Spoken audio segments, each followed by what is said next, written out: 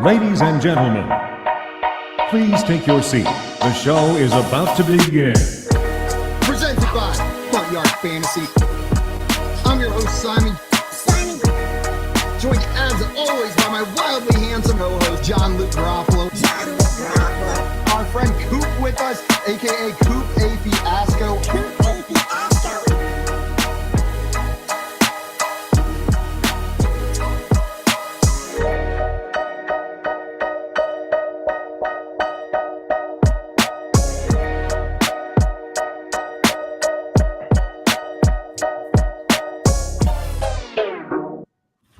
What's up, everyone? Welcome into the Front Yard Fantasy Morning Show here on Better Sports Network. I'm your host, Simon, joined as always by my exquisitely good-looking co-host, Andrew Cooper, and not joined, as always, by my also exquisitely good-looking co-host, John Luke Garofalo. What's up, Coop? What's up, brother? Yeah, JL, he had to take a quick walk.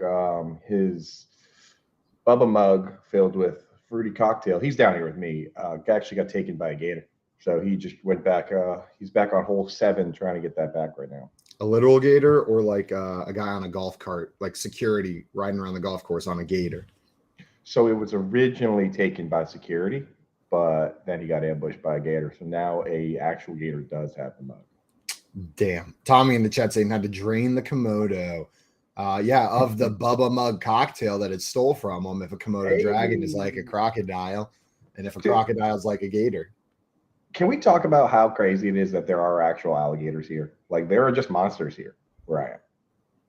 Alligators freak me out. Like, the scariest thing about an alligator is how unchanged they are by evolution. You know what I mean? Everything else around it's changing, and like however many million years ago, alligators were like, nah, we figured it out. We are the perfect murder machine from the get-go. No changes needed. They got it the first time. It is funny how that happens. Where if I ever do that with something, I always question it. I'm always like, there's no way that I got it exactly right this time. But, if you figured it out on the first try, you're suspicious. It's very suspicious. I'm very suspicious of gators, I will say. Maybe alligators are God. And that's why they got it on the first try. And all the other creatures are just their creations. Imagine that. Wow. First thing on a Tuesday morning, we've identified God as an alligator in South Florida. And he took JL's Bubba mug. God's an alligator drinking Bubba mugs. Hopefully he'll be back soon. Looks like we got some folks in the chat already. Let's go, baby. What's up, Craig? Welcome in. He said good morning. Welcome in, Craig. And Victor saying good morning, boys. Hey, welcome back, Simon. Thanks, Victor. My Spectrum had other plans for me yesterday. They were not as cooperative with my plans. We got NKC in here saying, hi, good morning. What's up, NKC? Glad to have you in here bright and early with us. And Craig said, back in the time of dinosaurs, gators were the size of school buses, in case you wanted to be even more scared of them. That sounds pretty bad, Craig. That seems physically impossible. That seems like it should collapse in on itself, right? It seems like a lot of weight. I like that. What's up, Jay? How exquisitely handsome you look today. Hello. Good morning. Very nice crew neck. Did you get I'm cozy as a mug right now. I got this sweater on, and then I got these Nike shorts on that are basically just sweatpants without the lower part of sweatpants. Oh yeah, that's the worst Fantastic. Worst part. Just heat up your legs. Did you get your Bubba mug juice cocktail back from the gator? I did. Hole number 7. Let me tell you. Me, could not let that Bubba mugs go to waste.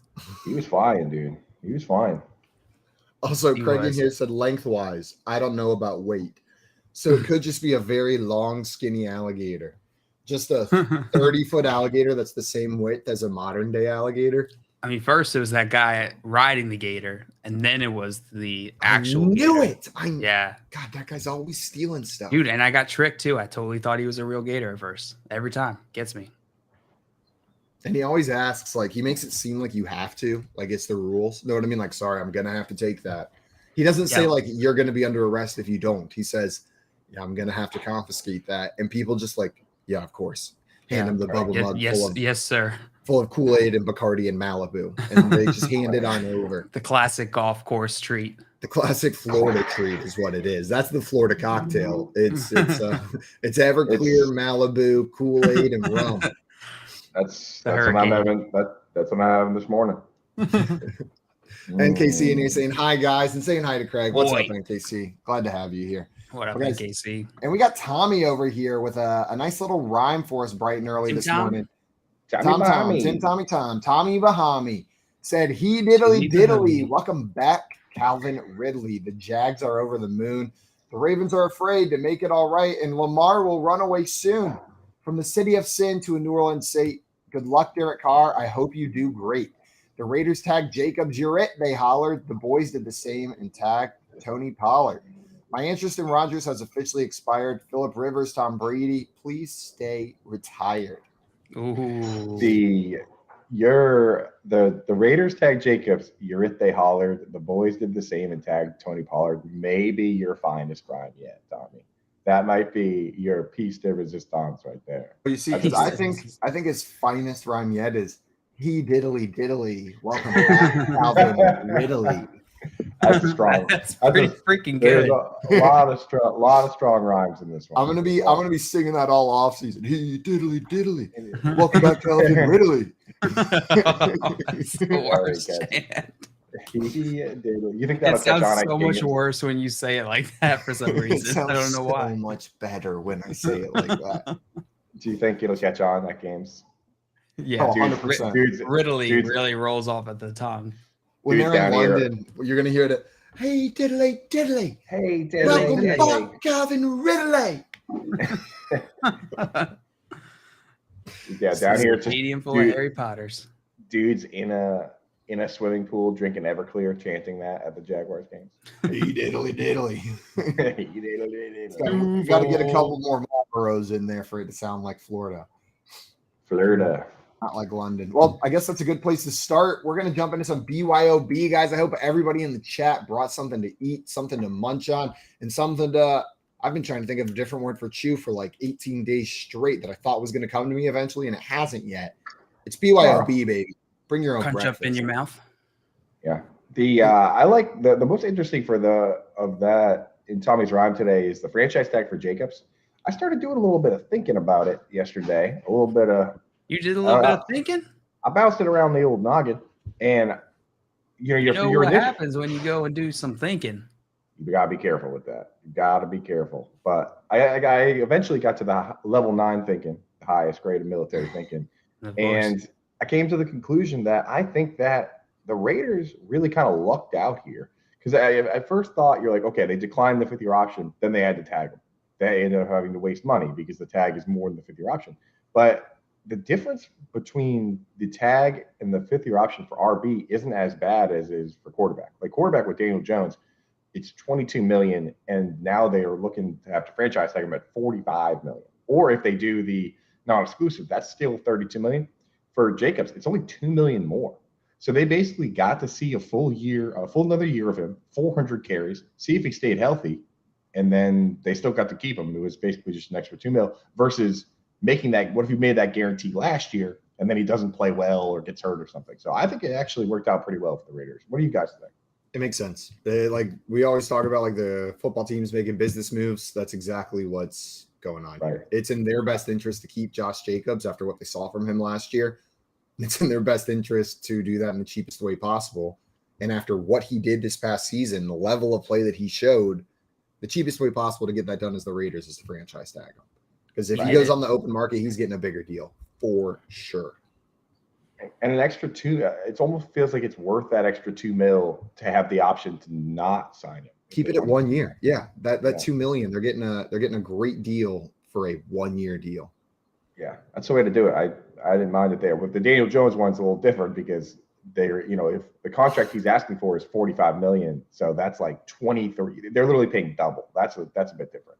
Yeah. So. And it's Daniel Jones, not Josh Jacobs. So you forgot about that detail. Dude, Daniel Jones threw 15 touchdown passes though. Same amount of rushing yards in their career. Let that sink in. That's Is that true? Not at all. For a second, I was like, he had 700 yards last year. They do have the same middle name.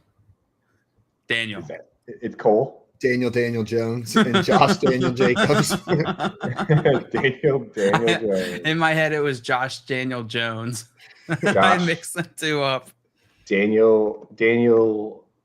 Oh wait, now you messed me up. Daniel. I was gonna say Daniel. Their middle name is Daniel Jones. So Daniel Jones' name is Daniel Jones. And then Josh Jacobs is Josh Daniel Jones Jacobs. I was gonna say Daniel Stone Cold Jones. I still do you have any idea how many times yesterday I thought about the fact that there were two people out there about 26 years ago who got pregnant. 9 months they had to think of a name for this child. And in the meantime, they're sitting back, turning on WWE, watching wrestling. The dad's a total nerd, is like a wrestling nerd, thinks it's hilarious. And casually brings up Stone as a name for their child one day. And then finally, by the time that child's born, he's convinced, maybe it's the other way around. Maybe the wife was the wrestling fan. I don't know who the wrestling fan was, but I bet it was one of them who thought they could be sneaky with Stone Cold. The other person loved it and then realized it, but they convinced him by the time the baby was born. His name is Stone Cold. It was too late. Maybe she liked the name Stone. Maybe she liked the name Stone, and he was like, the only way we're going with Stone is if we can name him Stone Cold. And she was like, all right. Dang it, you got me. She called his bluff, and now their child is Stone Cold for the rest of their life. Stone Cold Smart. What a name. 2 T's. Man. I'm rooting for him, man. I'm rooting for him. I'm not. Why? His name's too cool. It's too cool. He can't have it all. Right? Yeah. That's like checks and balances. Cool. Yeah. He needs a normal name like Aaron. Can't be Beyonce. No, or Prince, or what's another really good name? Seal. Engelbert Humperdinck. That's a my God, so good. That's a name that kind of throws you away, but then brings you back in. Exactly. Like the Bert kind of hurts a little, and then but then Humperdinck. Humperdinck just really ties you back in. It's a nice soft landing. It is. Like there's a little Humperdinck. Let's go. He wrote Hansel and Gretel, or what did he do? He's a composer, I believe, if I'm not mistaken. Engelbert Humperdinck. Engelbert Humperdinck. Engelbert Humperdinck. He's a British singer. I cannot get it. Engelbert Humperdinck. Engelbert. Oh, he's still Engelbert around. Humperdinck. He's been described as JL, I'm gonna kill you. Legitimately trying. Shut up. Engelbert Humperdinck. Engelbert Humperdinck has been described as one of the finest middle-of-the-road balladeers around. Please tell me that's in his. Oh, it is. It's in his Wikipedia. Are you for real? Yeah, 100%. One of the best. My God, I hope people describe my career achievements. And the best part about this is all of his siblings have the last name Dorsey. So Engelbert Humperdinck is a stage name without a doubt. Like he got to pick any name, and he said Engelbert Humperdinck. Yeah, born Arnold George Dorsey. You know what? I got to pick something more. George Dorsey. I got to pick something more stage ready. Arnold Dorsey. Something flashy, something sexy, something Humperdinky. Engelbert Humperdinck. JL, you are just not quite getting there, man. Trying my hardest. Coop, you get a stage name tomorrow. What's it going to be? I'd probably go with Engelbert Humperdinck. What about you guys? straight copying off paper. I'll go with 2.0, y'all. Shout out. I think I'd go with Roger Aardvark. Roger Aardvark. Oh, okay. That man does business. Right? You like when he walks in, he's commanding the room. Aardvark, what's that mean? Now I'm gonna be having don't worry, vegan leather. But a vegan leather briefcase that looks like it could be made of armadillo. You exclusively wear a bolo. Roger Armadillo always wears a bolo. You know it. And people are like, "Who's Roger Armadillo?" And they're like, "Of Armadillo Aardvark Industries." And he only listens to Engelbert Humperdinck in his car. That's it. That's it. God, we have so much news to talk about, and we went on an Engelbert Humperdinck rant for like There's 10 way too much happening. Speaking of dinks and dunks, the Saints had a slam dunk signing of the quarterback of their choosing in Derek Carr. Derek Carr signed with the Saints. Of their choosing. But they signed a 4-year, $150 million deal with Derek Carr, $100 million in total guarantees. This comes from Ian Rappaport and Mike Garofalo. He's getting $70 million effectively fully guaranteed, $60 million at signing, another $10 million in year 3, vesting after year 1. So he made it a team-friendly deal, get monthly guaranteed up front, and he's going to the Saints. And this goes back to, I remember when he visited the Saints and then came back and said, I'm not doing a trade. And there were 2 lines of thought. There was either he hates the Saints, he's refusing to do a trade, or he loves the Saints, so he's refusing to do a trade. And from all the reports coming out now that he signed the deal, it seems like the Saints were top of his list from the get-go. This was the team he wanted to go to. Interesting. I wonder how much the Jets wanting Aaron Rodgers, like how much of that is reality versus just like media distortion? Well, it was reported that part of the reason Derek Carr was all in on the Saints is he wanted to sign something before free agency hit. That way he would have a better chance of bringing players to New Orleans with him from the Raiders, from other teams that he's played with in the past. The Jets were unwilling to do something like that until they had an answer from Aaron Rodgers. So they were holding the water. They were holding the water. They said, we want you, but we're waiting. You're the backup. You're the contingency. That's kind He's like, no, I'm going to New Orleans, baby. Exactly. That would rub me the wrong way, dude. I don't like that. They're like, you could be a Hall of Famer here if we don't get Aaron Rodgers. Like, that's kind of rude. I don't like that. You know what I realized yesterday? It's just how many pictures there are out there of Derek Carr just with his mouth open. Quite a few. There's a lot of them. More than Eli Manning, though. Doing this maneuver.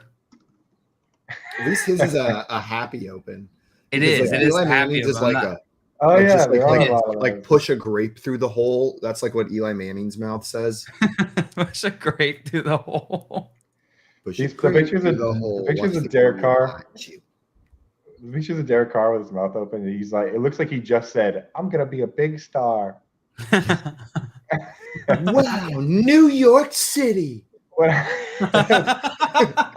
here. We finally made it. Yeah, he looks like he just showed up to Las Vegas for the first time. I had a dream last night. We showed out the oh my God. Las A Derek Carr Vegas. musical is exactly what I needed, and I didn't know I needed.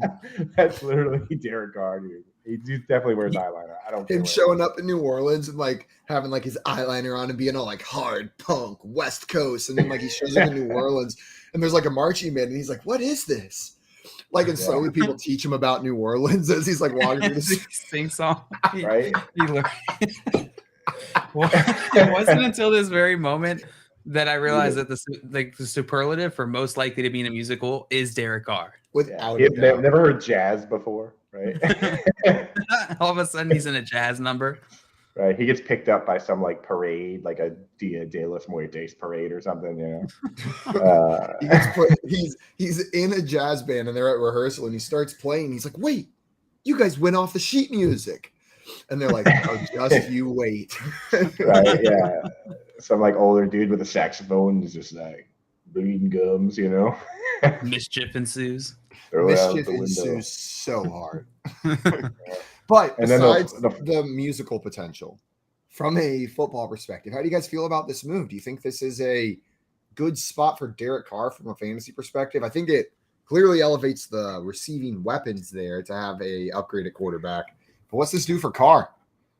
Yeah, I will say that shortly after the news was announced, a guy that a lot of people forgot about chimed in on Twitter and said, "Thank you, Jesus." It was Michael Thomas. So Michael Thomas, he'll need to restructure his contract because it's like set up in a way that they could have moved on from him. But it sounds like Michael Thomas thinks he's going to be in town for the Derek Carr musical. It is interesting. The whole Michael Thomas storyline in New Orleans is very intriguing. Yeah, it's unclear to me who is doing what or like who's at fault for what. It's been way more obfuscation than I feel like the normal level of obfuscation we get in the NFL. And the real answer, Joe, is probably somewhere in the middle. Michael Thomas is probably being a bit of a jerk, and the New Orleans Saints are probably not being very nice back. And there's some rubbing of personalities incorrectly going on. And I apologize for phrasing it like that. Yeah. Now, the good news for you guys is that after I made a mean Michael Thomas joke on the show yesterday, where I said he stubbed his toe 3 years ago and has not played football since, I thought to myself, maybe I should find out what's going on with Michael Thomas. So I went and did exactly that. So what happened is, so in 2020, he had a really bad high ankle sprain. So that's what he was dealing with for 2020 and 2021. So he basically missed all that. And as some people know, the high ankle sprain can be really bad. At times, you can actually break the bone in your leg when you have that injury, and then you have to have it surgically repaired. They do something, I forget what the name of it is, but it's a tightrope procedure or something like that, right? Last year he had a totally separate injury, and it was a toe injury, and it actually wasn't even his big toe. It was the second toe. And the reason he missed the entire season is that he actually tried to do the team-friendly thing. Well, he tried to rehab. Yeah, he could.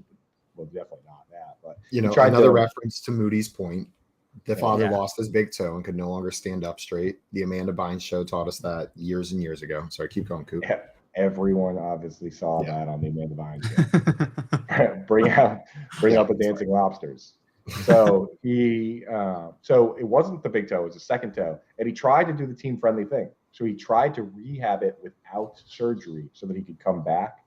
And because if he had surgery, then the season was over. So that's why it was kind of up in the air for so long. It's like, oh, is he coming back? He's coming back. Because he tried to do it and it just didn't work. It didn't respond right. He ended up having to have the surgery. His season was shut down. But I mean, with this particular toe injury, he should actually be okay. So if the ankle is okay and the toe is surgically repaired, Michael Thomas might be all right. And people forget that he did play 3 games last year before he got hurt. He was on pace for 125 targets, and he caught 3 touchdowns in those 3 games. So Michael Thomas might be back on the menu, boys. Michael Thomas, if he's healthy, is the most likely outcome is probably Michael Thomas. Like what he's been whenever he's been healthy, that he's still good at football. Maybe he's lost a step or two, but he's definitely the one on that team. And the thing I'm most concerned about everything you learned yesterday, Coop, is that his second toe is obviously longer than his first one. Fact. No if question. He's stubbing toe number 2, like, dude, you got to have some length on that guy for it to not just get like to be longer, but to be longer enough to get a full stub before the second one hits. Oh, my second one's before the second one hits? You're saying the before the second first one's one longer hits? or the big toe is longer? The second one's longer. Okay, my second toe is longer than my big toe. Same. No question about it. Let me check. No question about it. Guys, breaking news. So is mine. Is that on everyone's foot? The case. I don't know. Huh. Well, then why do we call it the big toe? Huh? It's not just length; it's also girth. Well, maybe we should call it the girth toe. The second toe. I've been trying to get that as a thing over the last couple of years. It just hasn't caught on. Well, I'm in. You play a little girth toe, long toe. So it was not his girth toe that he injured. It was his long toe that he injured. Makes sense. Do you guys think this makes the Saints a playoff team? I see NKC in the chat talking, and that's all the chatter because the division is wide open. This doesn't make them a playoff team. They already were because that, like you said, the division's terrible. Stinks. So you think they were going anyways? Maybe this just elevates them a little bit more. I think that they could have gone either way. Yeah. Take that for your hard-hitting analysis. I mean, I look at this squad, man, and like they have Michael Thomas at split end, assuming he's back, Chris Olave at flanker, and then all they really need to do is figure out somebody in the slot, whether that's bring back Juwan Johnson, bring back Jarvis Landry, maybe Juju or a third party, somebody else comes in. I mean, what are they missing? Alvin Kamara is going to get suspended, but he should likely be back for the most important part of the season. Better Network has been screaming Ingram in the chat, but we got reports earlier this week that the Jaguars are expected to franchise tag him. They already did tag him. They already did. They officially did it. He's officially tagged, and yesterday we got the double whammy for fantasy football news. Evan Ingram was officially tagged, and Calvin Ridley was officially reinstated. So now it's going to be Ridley, Christian Kirk, Zay Jones, and Evan Ingram, and Travis Etienne. That's great news for Trevor Lawrence. Not amazing news for the rest of the guys because it could be a little too spread out. Could be a little too diluted. Draft Jackson Smith and Jigba as well to throw onto that team for Trevor. Oh, just muddy it all up. You don't say that. Dale, you smiled so big whenever you said, just muddy it all up. Like there was like an excitement for the mischief in the fantasy world that would cause. Yeah. Evan Ingram is not happy about the franchise tag. You see he quote tweeted my tweet the other day? And what did it say? Yeah. My tweet said, it's crazy that Evan Ingram's going to get paid $11 million this year when similar slot receivers with worse blocking are going to get $15 to $20 million this year, kind of alluding to the fact that guys like Juju and Jacoby Myers are probably going to be the highest paid wide receivers. They probably will get 15, 20. And then Ingram retweeted that and said, he quote tweeted it and said, that's the reality of the tight end position today. So he clearly thinks that he deserves more than the $11 million franchise tag. Yeah.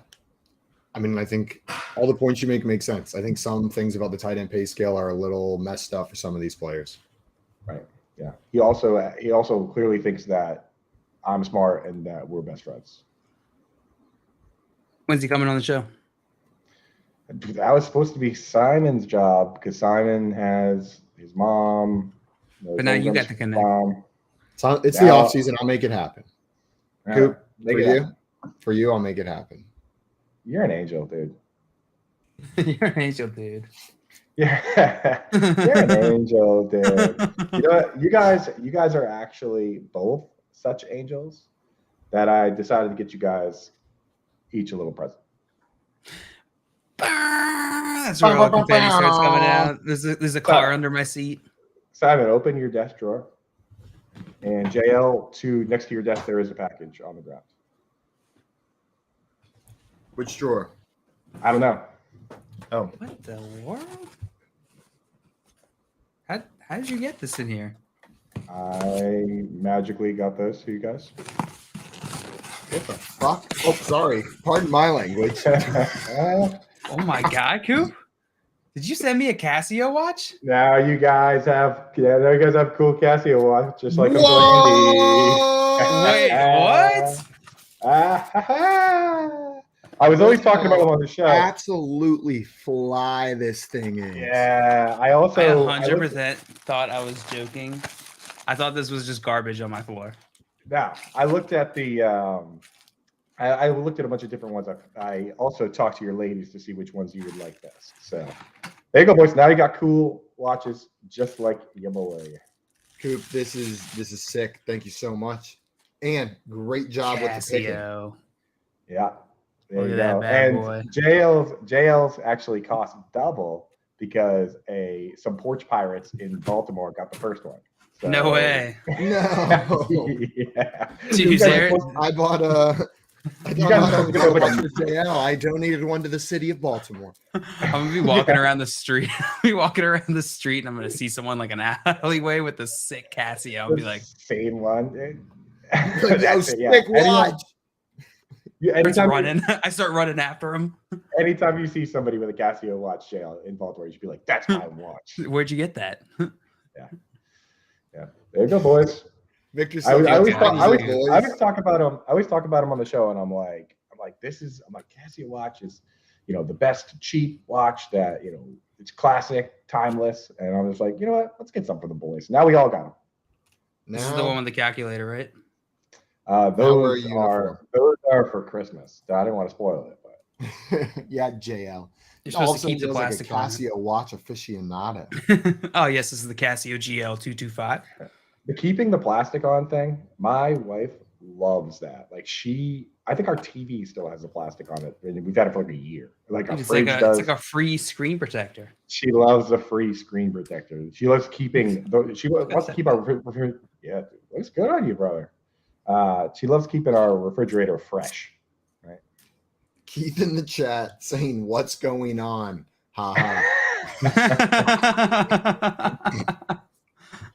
Nothing, Keith. Go back to sleep. I was gonna say Keith's like the kid walking up to the group. Everyone's laughing, and Keith's like, "Hey guys, what are you doing? What's going on? What's going on over here? Can one more person play? Yeah. He's Kiko's some sort of magic. Sorry, Keith. JL's mine here with the heart. What's up? Good morning, go, Mama dude. G. Good morning, Mama G. We've done everything possible. We couldn't have gotten more real NFL news. We got more real NFL news yesterday than we've gotten all year, all offseason, and we couldn't be doing more. We couldn't be doing more to not talk about it right now. Like we did about Engelbert Humperdinck for like 20 minutes, and then some Derek Carr musical. And just when we're about to get back to real news, I'm like, and there's presents in under your seat. You turn into Oprah all of a sudden. Like reach underneath your you get a watch. You get a watch. And you get a watch. And random man in Baltimore, you get a watch. You get a watch. Women can be. I wouldn't want to discriminate. Women can be thieves as well. Yeah. I don't. Exactly. Yeah. Isn't that like some sort of test? Like true equality is whenever like we haven't reached that point as a society, but we're like villains in TV shows have come full circle to then being an equal distribution of like male and female as well. Yeah. Like there is a certain level of equality that comes with like having the bad guy in a movie be a woman, right? And not a man, because they're always evil men. But you gotta be careful with that line. But there's like having villain stealing JL's Casio watch. There's something empowering about that. Well, yeah, we'll reach full equality when the first person to die in the horror movie is a white woman. That's Maria and you said those watches are hot. Yeah, hot pasta. They are hot so hot. Yeah. All right. I want to play a little news game here. Let's play. Which trade rumors did you guys see yesterday? Because there were like 100, right? Like a ton of different names came up as like this guy is on the trade block now. Derrick Henry, Cortland Sutton. Oh, let's do one at a time. Derrick Henry. Let me list them all. Yeah, Derrick. I couldn't think of a single one after that. Is there a landing spot for Derrick Henry that would be as good or better than the Titans? Yes. I don't know. I just feel like most teams he lands on, if you're gonna trade for Derrick Henry, your offense is now Derrick Henry. Derrick Henry. Yeah. Like if you what you're gonna have to trade to get him, probably you just make him the focal point. Yeah. No, I think that's how it's gonna work. I think there are plenty of teams where Derrick Henry works on that team. So I think it would be because the Titans offense is primarily Derrick Henry right now. I think it's more likely Derrick Henry brings Derrick Henry with him wherever he goes. Yeah. It's $10 million. I think he's got $10 million cap hit even with the trade. So whatever team trades for him has to be able to afford that. But that's the thing with the trades is that you don't get the guaranteed money that's tied to the guy. So $10 million is about what you would probably have to pay. I mean, that's the franchise tag for running backs. It's probably what you would have to pay for Saquon Barkley or not, if not more. So I don't think it's a bad move to trade for a guy like that. I think teams like the Bills and Eagles, they both have pass catching backs already, Kenneth Gainwell and James Cook. So he would fit nicely in there. It's just now you got to deal. Maybe he doesn't score as many touchdowns because the QBs score a bunch of touchdowns. Let's not where I thought that sentence was going. So I got a different thought though. If you guys are interested in hearing a different thought that's in my head, because that one's left. That would be terrifying to add Derrick Henry to the Bills or the Eagles. Those offenses are already two of the best in the NFL. Yeah. If you're going to throw Derrick Henry on there, for him. It wouldn't be better for him because for the Bills and the Eagles, it would be better. Yeah, I don't think but I'm just talking like those teams in the playoffs, like running into Jalen Hurts and Derrick Henry in the playoffs. That sounds like a terrifying proposition for an opposing defense. Yeah. And for him, honestly, like he's already set to make the money. He's going to make the money regardless. So the fewer carries for him, probably the better for him personally, not for me and my fantasy football teams. Dustin said Henry to the Bills would be nice. He would be such a great blocker for Allen. Yeah, that's what we don't like about that. It would definitely feel like overkill if he was thrown on one of those like power teams, especially ones with a rushing quarterback or like a weird rushing situation. Yeah. While we're talking about Henry, we might as well mention that another rumor that was floated is the Browns could be looking to trade Nick Chubb to help with their cap space. I think that's a similar enough player, right? Like decent pass catching chops, but what you're really trading for is that he's one of the best pure runners. So I think you could kind of lump those guys. When the conversations you have about a Derrick Henry trade, you can have literally the same ones about a Nick Chubb trade, right? The Nick Chubb one, it makes sense from a financial perspective. He's due like 14 million this year. That's a pretty big hit for a running back, even one named Nick Chubb. Like that's a high rate. That being said, I just don't understand the plan here for the Cleveland Browns. I don't understand the strategy.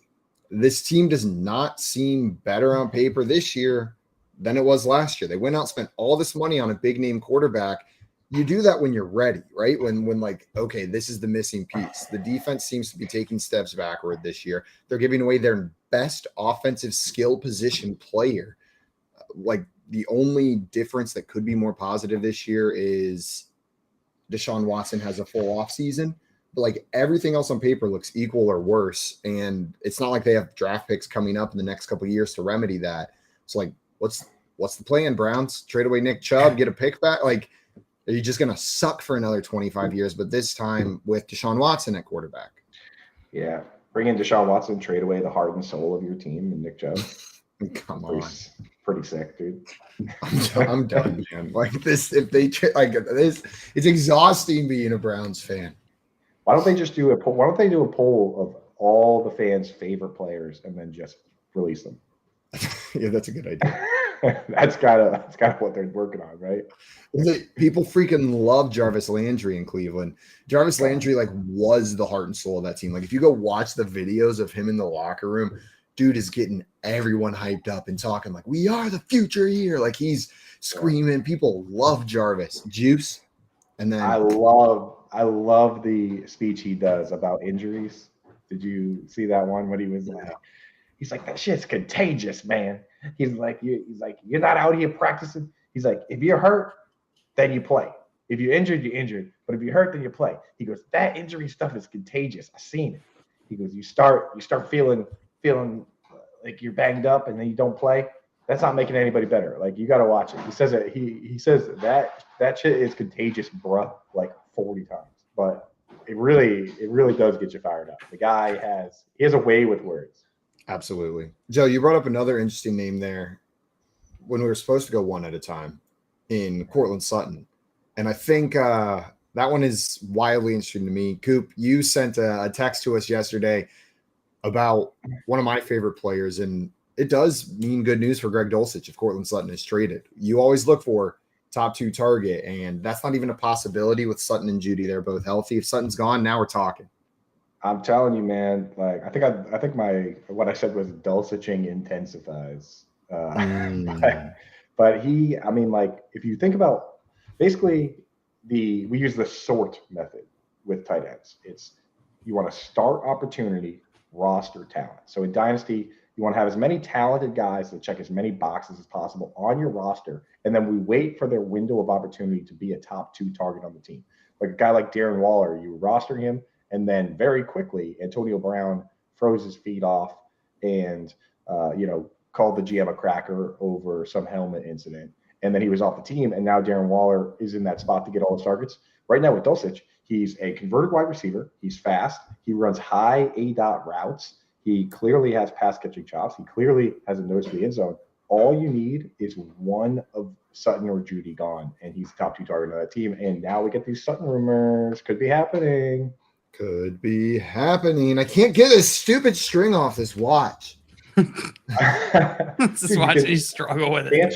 Can't you? That's what you've been doing the whole time. I know that's yours is a string. I know that's how you wiped your brain earlier because I was watching you look down at that watch when you started a sentence. And Casio Watch.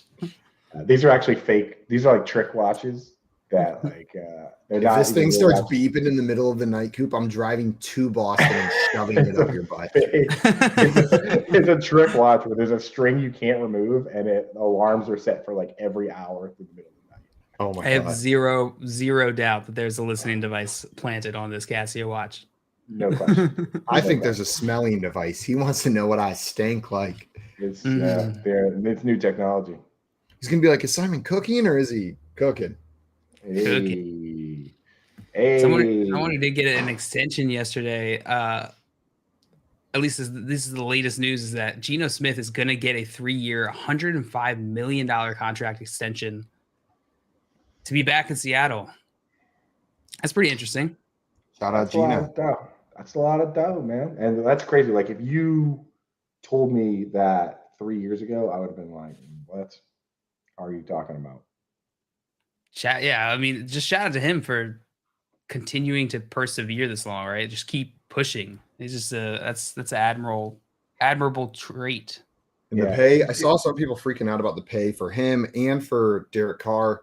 Geno's comes out to around $35 million a year. Derek Carr, $37.5. This is normal. It's around what Kirk Cousins is making. Jared Goff is in like the $33 million range. Ryan Tannehill a little bit lower than that. But like those quarterbacks, I'll put Derek Carr and Geno Smith in a grouping with Kirk Cousins, Jared Goff, and Ryan Tannehill when it comes to salary. Like that's a bucket that should be a together. totally fair bucket. Yeah. Right. It's a comfortable bucket. They probably just turned to Geno and they were like, whatever Derek Carr gets, we'll give you a little less. And Geno was like, that sounds pretty good. Yeah, it's just crazy to think like, dude, it was him versus Drew Lock. And we didn't know who was going to win the job, right? And Geno won, and now he got $100 million. I think Drew Lock sits at home and he's like, man, I was that close to $105 million. Thwarted again. Could have had $100 million. And I was reading a bunch over the last couple of days about these rumors that Seattle could potentially take somebody at the 105 here in the draft, a quarterback. Oh, let Geno walk, get a young quarterback to kind of rebuild this team around. And it seemed like there was some, like, people were putting some stock into that, but it looks like that's not the case. It's not the route they're going. They're going with the Geno route. 3 years is not an insanely long deal. I'm not sure if there's any trade clauses or anything in here, how the guaranteed money is set up. This could be the kind of team that makes perfect sense to draft a guy like Anthony Richardson, who people expect to need to sit for a year. Sign Geno Smith, a veteran who's been in the league forever, who just had a great year. Natural leader. Couple-year deal. Have him come in there. Yeah, natural leader. Like we saw it this year. The team gravitated towards him. Bring in a guy like Anthony Richardson, who you want to sit for a year, have him learn behind Geno, and then there's the future of your franchise right there. Okay. So not that it's likely, but I still think there's a path because specifically Anthony Richardson makes sense to have a plan at quarterback for at least one more year, right? Yeah. The thing is, though, if you're planning to compete with Geno, that pick, the trade-off, of course, is that pick is huge. Like you could get Penei Sewell type player, Jamar Chase type player at 5 overall. Yeah, Penei Sewell. Like you could get Penei. You could get a stud that can immediately start for your team and change things, right? So I don't know. It's a tough trade-off. Like the big example is that all the Packers fans complained about the Jordan Love pick for so long because you spent a first round pick on him and then he didn't even play. You know, that could have been a wide receiver, it could have been a tight end, it could have been anything to help your team immediately. A quarterback that played. A quarterback that plays. Anyone that plays as well. It could have been any player that actually plays. That's the problem. So we'll have to see. But now, so you have the Bears at 1, who are expected to trade that pick to a team that's could take a quarterback. Texans at 2, that are likely to take a quarterback. 3 is the Cardinals, who are unlikely to take a quarterback. There's also been rumors about that pick being traded. 4 is the Colts. Could be a quarterback. I mean, if 1 and 3 get traded, the first 4 picks could all be quarterbacks. What if they're all quarterbacks? Everybody's a quarterback on this blessed day. Me? I'm a quarterback? You're a quarterback. Seahawks take a quarterback. Yeah. I'm touching so many butts. Okay. Let's say there's a draft of quarterbacks and everyone in the world is eligible. They're going until you get drafted. What rank quarterback of all the people in the world do you think you are? 175,000. Okay. I thought you were about to say 175. And I was like, good God, you are confident. You ranked yourself. I think you might have ranked yourself a little high. We'll see. I'm trying to do some quick math. We'll see got to take after the game. All the NFL, CFL teams, every college team across every division, every Most high high school school team, and then we'll take half the middle school teams. They're going to have someone, maybe 75% of middle school teams are going to have someone I better. could at take out a quarterback middle than them. schooler. You could probably take. Yo, there's some like 6'2" middle schoolers out there getting recruited by Alabama since the time Leonard they were 12. Fournette. You could probably take 3/4 of the NBA Yeah. As a bunch of- quarterback. Actually, yeah. a bunch of professional sports. Allen Right. Iverson was a nasty quarterback. If you ever see the highlights of him from high school, he was. We could probably just take every person in a professional sports league in the United States, And add them ahead of add them ahead of us. Yeah, and then there's definitely some people out there that don't even know about football, but they're just like some like big, bulky Mongolian dude that would be an awesome quarterback if he knew about football, right? It just hasn't been introduced. Hal down Just here said didn't- 1 yeah. billion and sixth is where he's going. That's 1 pretty- billion and sixth. I think that's pretty fair. I mean, you'd be in the top. You're in the top like 20%, right? Like, Yeah, that's pretty freaking good, Hal. Proud of you. You did a really Yeah. good job You're in the preparing top for like, that. you're top like 15%. You're like there's like 8 billion people now. So I saw another juicy rumor yesterday. This one less about trades, but it's trade tangential. This one came to us from JPA Football. It said the Packers are hoping that Aaron Rodgers doesn't want to come back to Green Bay per Rich Eisen. They are hoping his decision is to retire or to be traded elsewhere. Rich Eisen was told this multiple times in Indianapolis. Rich Eisen kind of just dropping bombs here, man. Like people are pulling Rich Eisen aside and just saying, "Hey, I'm going to tell you some really juicy stuff that I hope you don't tell everybody on your show." Right?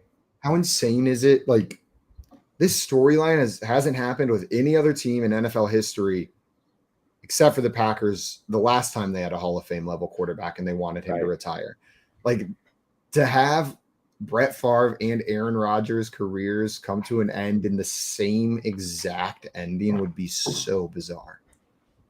Right? That's a Simulation. curse. That's curse stuff. That's where you like all of a sudden now there's like the cheesehead curse, the great cheese bony or whatever. The Did great Favre go cheese into it? bony. Favre go into a dark cave too? I don't remember that part. A dark. Just his own ass. You got there before I did. There was something about climbing into his own ass, but you found it. And he stayed there to this very day. Never No, found unfortunately, again. he comes out to wreak havoc on the state of Mississippi from time to time, and then goes back into his own butthole. Yeah. I love Butthole Talk this morning. The Ladarius spot- Brown in here said, "Good morning, all. If JL is 175,000, then I am 175,001." Yes, you are, Aw. Darius. Sweet thing to say. I have Ladarius ranked 1,074,999, so one spot ahead of Oh, I have him actually. way higher than that. I think I'm higher on Ladarius in the consensus. Yeah, no, I think we're all big fans. We know that much. With Aaron Rodgers, like it makes almost too much sense for him to go to the Raiders and play with Devontae. Like we like Ladarius. I almost said Ladarius. We like Ladarius with. We like throwing Ladarius Devontae- for the Packers. We like Ladarius throwing to Devontae Adams, but picture Ladarius throwing to Devontae Adams, Hunter Renfrow, and Darren Waller, and Josh Jacobs. That's not pretty good. It's pretty good, Ladarius. One of the best. One of the best. Like Rodgers would fit right in over there. I feel like he wouldn't even skip a beat. I What feel are the like it's other gonna options be- for Rodgers? At this It seems like point? it's Jets or retire is what it looks like in my mind. Or Green Bay.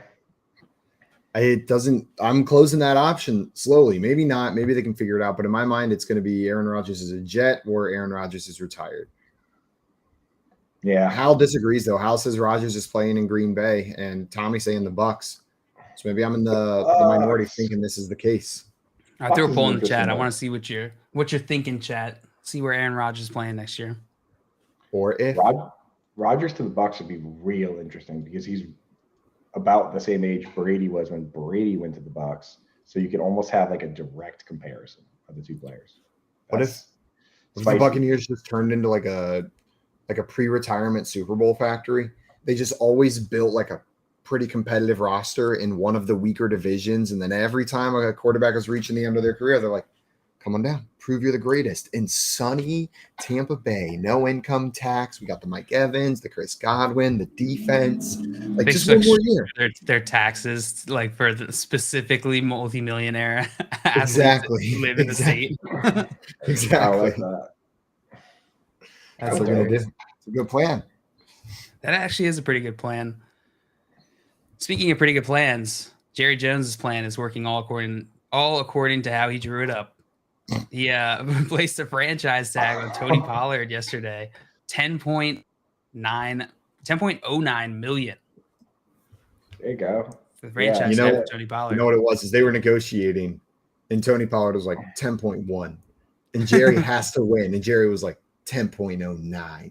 And Pollard was like, "Okay, Jerry, you got it." Like Pollard's agent like nudges him, like I'll give you the extra point. They don't get the pick. They don't get to pick the number of the tag though. That's the thing. It's just oh no! Now my story is falling apart entirely. That was the one detail holding it all together. It was all based in fact and reality, and now it's ruined. I love Peek that behind the curtain. That's like when people complain about Call of Duty, right? It's like that's not realistic. It's like, really, dude. What part was realistic about you getting killed and coming back to life 35 times on this map that's just shipping containers? I don't think you'd be playing this game if this was realistic. Exactly. That's the part that's not realistic. You serious?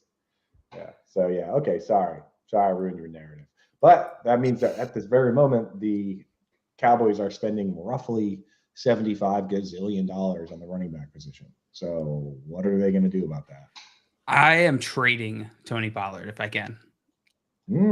I feel like the value is going to be higher right now, and this is definitely a shot. Like it's taking a bet essentially, but I just don't think after a franchise tag year, like what are you really hoping for? Tony Pollard's not young. He's what, 25, 26? 25. Turning 26. Yep. So like what's like where is the staying power in his trade value?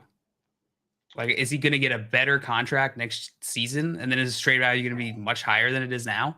Going into his age 26 year. That's a good point, Joe. Yeah, that's true. It's just hard for me to see many scenarios where his value goes up in the next year. I think what you're seeing, what we're seeing at the tight end and the running back position is that I think a lot of coaches, well, not coaches, but GMs are realizing that these positions are currently underpaid, and they're just taking advantage of that. Like they're taking it, like that's why last year all the tight ends got franchise tag.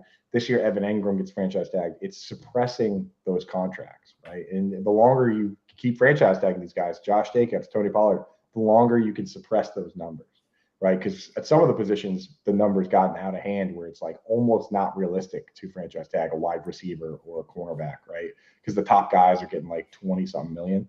So the longer you can suppress these positions, the better. I mean, for GMs, it sucks for. I was going to say not for the players, not for the tight ends and the running backs, but yeah, from a team decision, it makes sense.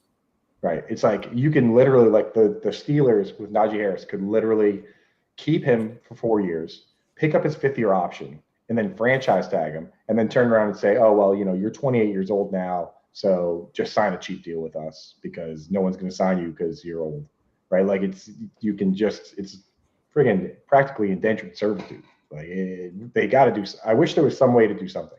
I tweeted at Joe Biden and asked him to subsidize running backs, but he's yet to respond. Yet. Next. I'm with you, JL. That was exactly where I was going. He's waiting. It's in the pile. It's coming. It's in the pile. Yeah, I think he's waiting until closer to election time so that he can get the fantasy football and NFL contingency. Yeah, we need more signatures on the petition.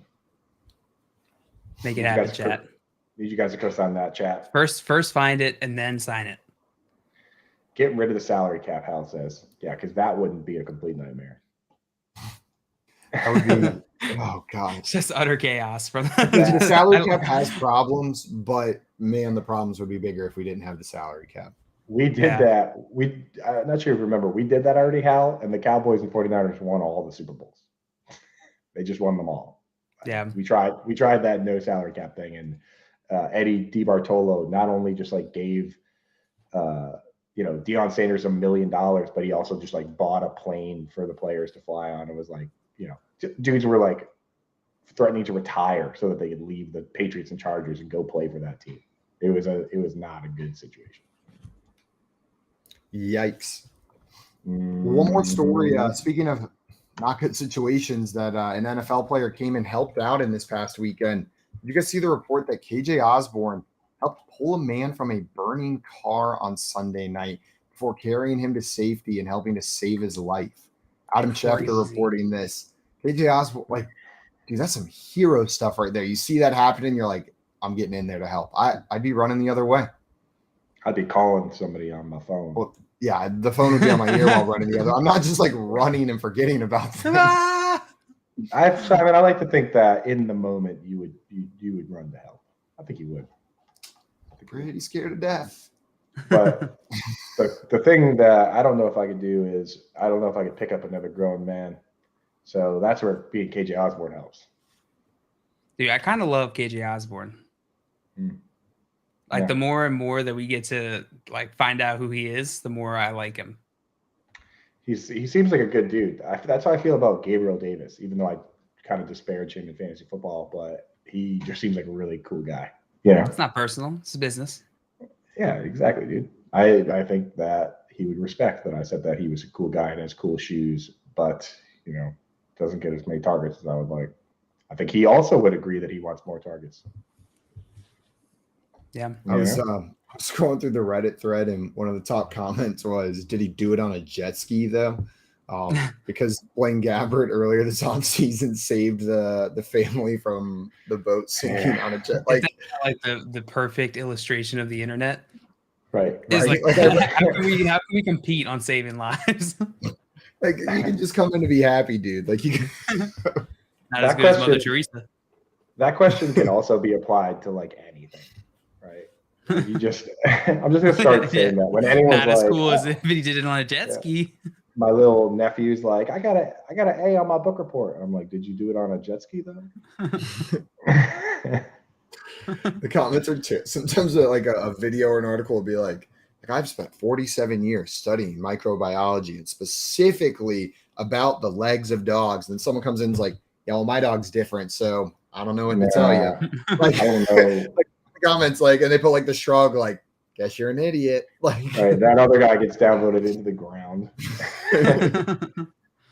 That is the thing about Reddit, is that once you are an expert on a certain topic, you realize how much misinformation there is in there. I go in the fantasy subreddit and I'm just like, that's not even true.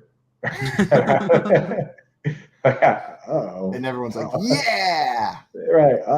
376 people already clicked on this and then left, thinking that was right. That's no good. You guys ready to get into our daily Weddle? I think we still got time. Wasn't sure we were gonna have time for it today, but we got a couple minutes. Yeah, let's sneak it in there. Those of you who have not played Weddle with us, this is a lot like the word games Wordle or Quordle. You can get to it by going to weddlegame.com. We're going to guess NFL players instead of 5-letter words, though. It'll give us some information about what's right, what's wrong, and then we're going to try to figure out who it is. Who's starting us with a player today? You are. Okay. And don't say T. Higgins. And don't say Storm Cole.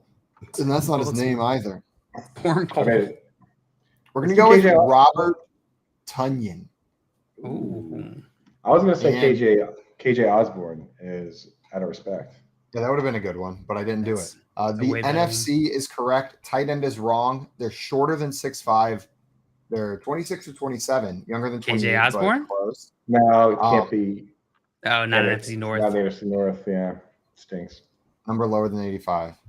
Hal said Swift. It can't be NFC North, Hal. We just said that, Hal. Hal. Justin Fields. Justin Fields. He goes, oh, man. Ooh, Justin Fields. No. It can't be Justin Fields either. How Stop come? saying players NFC North. I know. It's just funny. All right, so we just need another. We just need an NFC wide receiver who's not in the NFC North. It doesn't or have not to be wide a receiver, not just a wide receiver. That's just where my mind went. What happened to my light? All right, let's not distract. Okay. Daniel Jones. No, because he's too tall. Hal said Yeah. Saquon. Saquon could be a good guess. I think he fits all these categories. Get him in there. Let's try it. Let's throw Saquon Saquon. Okay. Saquon. So they're taller than 6 foot, but not by much. So 6'1" or 6'2". Okay. The age is correct at 26. NFC East is wrong. Running back is wrong. And their jersey number is lower than 26. So Saquon Barkley's number changed with his age. Like when he turns 27, is his jersey going to be 27? That would a lot be such easier to keep track of. That'd be such a pain for because don't they have to buy back all their jerseys that they don't Probably. whenever they change their number?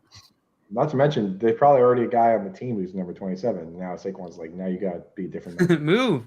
Tommy said Jade Joff. I think he means Jared Goff. Jade Jeff. I think Jared Goff's taller. Yeah. Oh, so he's also in the NFC North. Yeah. Stop saying NFC North players. No. Okay. What are the teams in the NFC? How tall is Brock Purdy? No, he's not old enough. The teams we got in play here. Van Jefferson. Boom. He's not 26. Why not? He's been in the league a couple years. I think he might be. Okay. Let's go Van Jefferson. Maybe. Is he not old enough? I have no idea. I have no idea how old they are whenever they come out. He is 26, and the position's right. The height is correct. The age is correct. The division is wrong, and the number is wrong. So NFC South. That was such a good guess. It might as well just be right. That is a pretty good guess. I felt pretty good about that one. And 13 or 14 is the number. Is this Cortland Sutton? Whoa. You think so? No. Cortland Sutton's in the AFC. I just went to 14. You said that was this is Cortland Sutton. Is it DJ Moore? Or no, DJ Moore's 25. DJ Moore's still only Chark? 25. DJ Moore's still only 25. DJ Chark's in the NFC DJ North. Simon. Shoot. I'm just messing with you. NFC South. NFC West. It's in the South because the West is wrong. DK Metcalf's taller. Chris Godwin, too old. DK Metcalf's also not in the NFC South. Traquan Smith. How old's Terrace Marshall? Oh, yeah. He hasn't been around long enough. Is it Olamide Zacchaeus? Yeah, I was just thinking that. Get all of them in there. Get Zacchaeus. Eliminate. Okay, the NFC South is correct. The position is correct. That's a short guy, apparently. 5'8". Didn't realize that. Me neither. What about Chris? What about Chris Godwin? Is he 26? He's number 14. I think he is. Yeah, I bet you it's Godwin. Okay, let's try it. He seems older. But it's Godwin.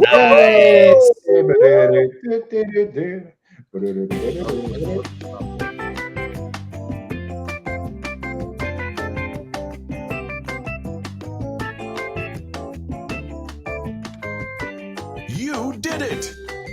Simon.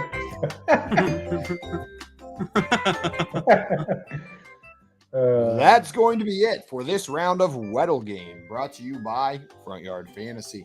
Guys, coming up, we're going to play some more games today. We got some Quotey McQuote face coming your way. We're going to continue freshman orientation, talking to the running back class this morning. We'll play some vague descriptions and then add a little Moreau onto the end to sprinkle some knowledge into your morning. You're watching the Front Yard Fantasy Morning Show here on Better Sports Network. Talk about your picks and your fantasy teams on Better Sports Network. The importance of checking out the site that you're playing on. Default rankings of these sites. A lot of times they don't get updated. I know from experience.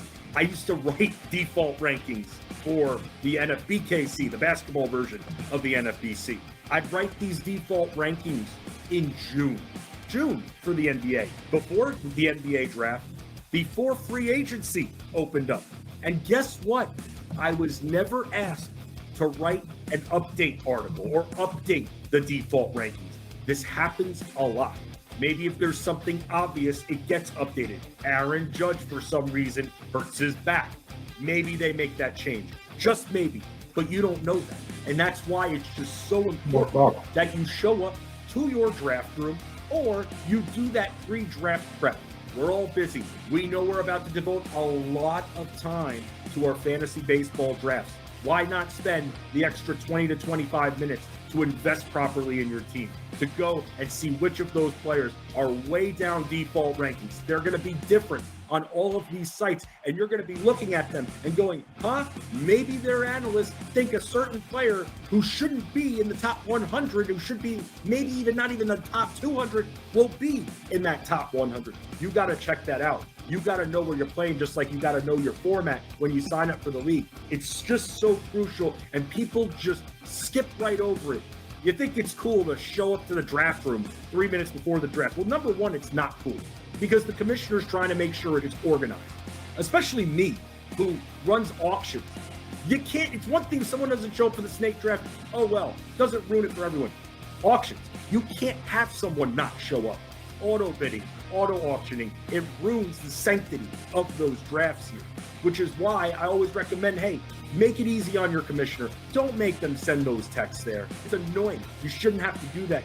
Don't wait till the last minute, and get in there about 20, 25 minutes before, so you can just look up and down the entire default rankings list, so you can make a queue out of that, Ron. And the reason I keep saying this is because people still show up 2-3 minutes before the draft, and that's it. In fact, in one of my auctions, people were asking me where certain players were, and I go, did you search their name? No, I just got in. Well, that's no excuse right there. That's your own fault. I mean, you're organized, so you're a hard person to ask here. You're getting those questions. This is your preschool league, right? People don't know how to search player names. People freak out. They don't think. That's the problem. Because they show up 2 minutes before the draft. That's why. The Playbook with Fensty and Ronis, presented by FantasyAlarm.com. Weekdays at 5 Eastern on Better Sports Network.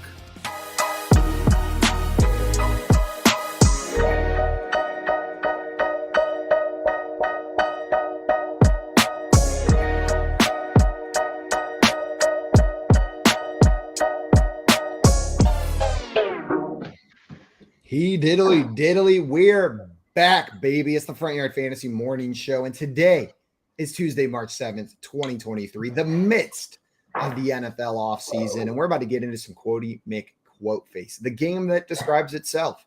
Before we do that, though, I see Hal in the chat saying, I would listen to 3 hours of you guys playing Wet Hole. I feel like there is like a chaotic element to it. Like we don't take the clearest path. I feel like it'd be perfect just background noise.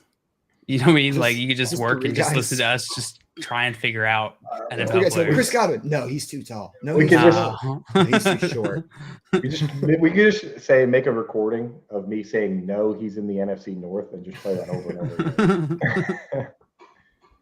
again. I feel like it really is just us naming players until the three of us get frustrated enough to agree on the last one said. Like, it's never that we're the most confident in that one. It's that it's been enough time, and that's the one we landed on.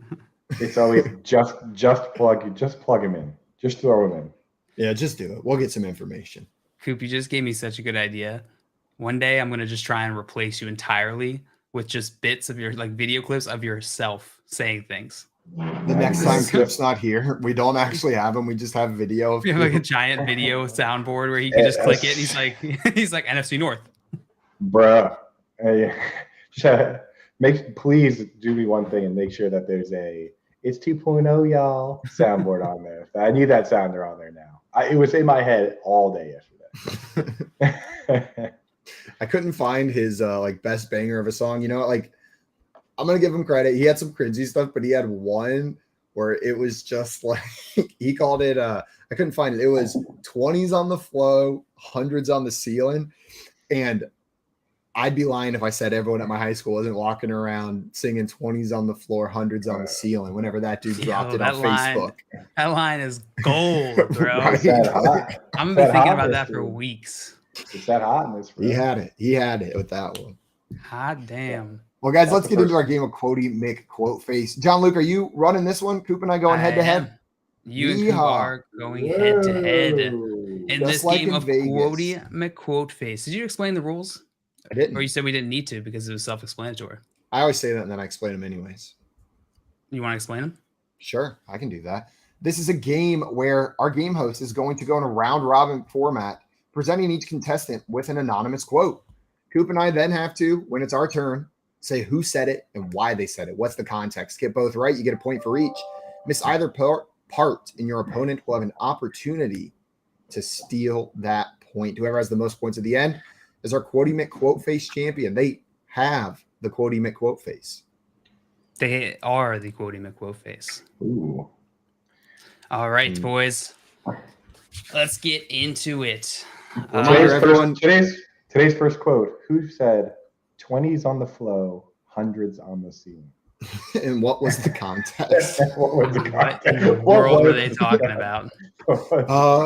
Was this an upper middle class white kid rapping about the rims on the truck his dad bought him? Fire lyrics, though. We got different backgrounds. He can't change where the 20s came from, but he can sing about them. Hundreds on the ceiling. 2.0 that said that. But a reminder to everyone in the chat, play along with us. Throw your guesses in the chat, either in YouTube or BSN, wherever you're playing along. Throw them in there. Coop's not going to have it closed, so we won't see your answers unless we cheat. Yeah, now no cheating, boys. I'll close all the important tabs I have open, like Engelbert Humperdinck's Wikipedia page. All right, boys. Well, Coop, you are going first in this game of Quotey McQuote Face. And here is your first quote. Remember, you have to tell me who said this and what they are talking about. There are 2 points available for each prompt here. So the first prompt, I've been this size respectfully my whole life. I know who I am. I know what I can do. I'm going to keep working my hardest. Coop, who said this and what are they talking about? I've been this size my whole life. That was a quote. Yep. So actually, we had a combine this weekend, and there was one player who I think if he does get drafted, and he's supposed to get drafted, will be one of the smallest players in the league at 5'5". His name's Deuce Vaughn. So it's my bet is that somebody asked Deuce Vaughn, about his height, about his size, and that was his response. So one more time, Coop. So this is Deuce Vaughn talking about him only being 5'5".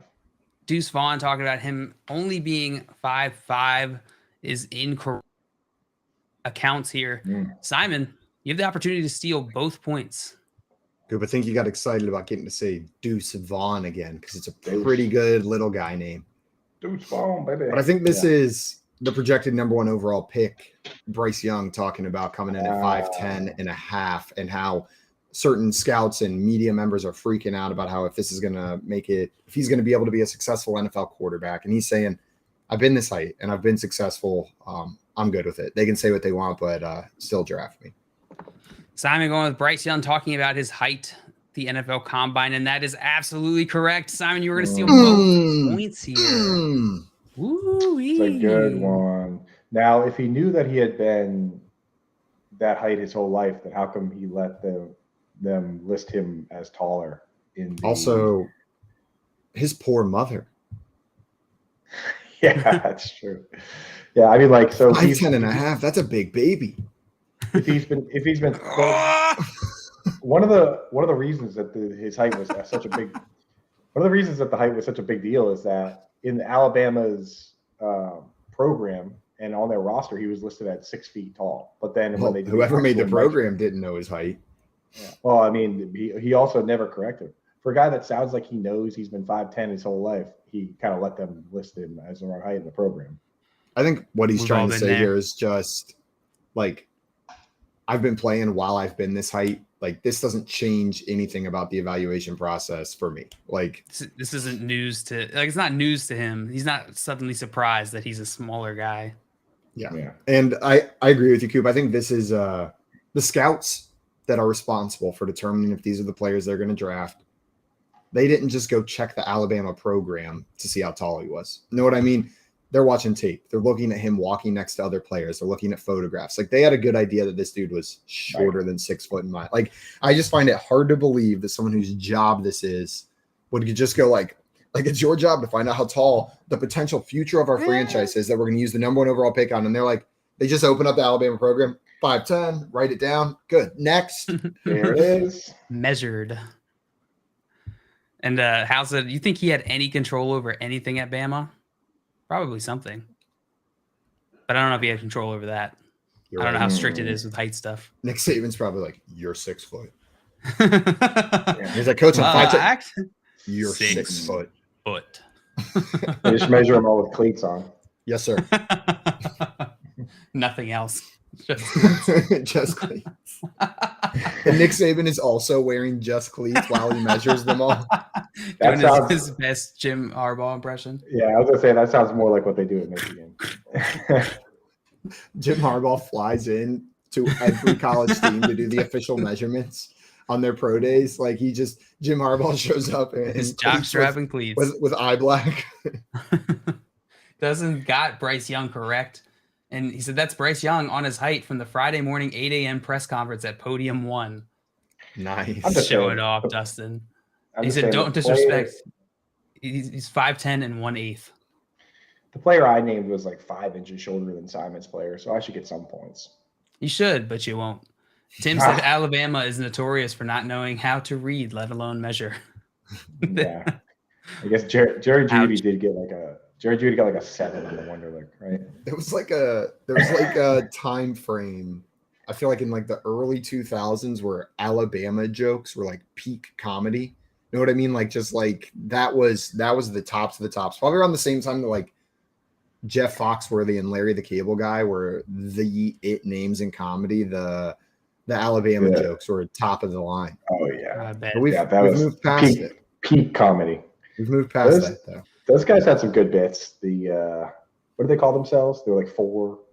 Me and my dad were actually talking about this yesterday. 4 comedians that were all the Southern guys. It was Foxworthy and Ron White. Ron White. Yeah. I'm forgetting what the group Larry the Cable Guy was the last one. Yeah, I don't know what they called themselves. That was a time in comedy, though. Sure was. Simon, you stole those 2 points here, and you were going first in this next one. You ready? I'm ready. We're gonna go out to a commanding lead. He All right. stole my points. Here is your next quote. I can't help that defenders can't guard my receivers. My job is to get them the ball. Simon, who said this? What are they talking about? I can't help that defenders can't guard my receivers. It's my job to get them the ball. Okay, so clearly a quarterback. Mhm. Probably a quarterback. I guess like in a weird way, this could be like a very possessive offensive coordinator. What if it's a center? And the center's job is to get the quarterback the ball. To get them. Yeah, why isn't it Mr. Wilson of Wilson Football who created the first leather football used in the NFL? Is that Really? your guess? Wilson. That's Mrs. the guess. Wilson. No, that is not my guess. I'm gonna roll with a good I would quarterback. say don't rule that out. I'm rolling it out immediately. You can guess it though after I'm wrong for missing it. A good quarterback, one with good wide receivers who like to catch the ball, obviously. Man. I'm going to go with this is Justin Herbert talking about all those passing yards he's got. And man, is it his job to throw the ball to them. Justin Herbert talking about his job All them being yards. passing all them passing yards, tossing that ball up in the air. That is incorrect on Yeah, both I figured. accounts. It's Sorry, actually Simon. Mr. Wilson of Wilson Football. All right, Coop, you Um, can steal both points here. Yeah. So yesterday I talked about how one of the criticisms of one of the criticisms of a specific rookie quarterback was that his weapons were too good and he wasn't really challenged enough. You stinker. And basically his weapons are Jackson Smith and Jigba, who might be the top wide receiver this year, and Marvin Harrison Jr., who is probably the top wide receiver next year. So I'm going to go with C.J. Stroud of Ohio State Buckeyes. Talking about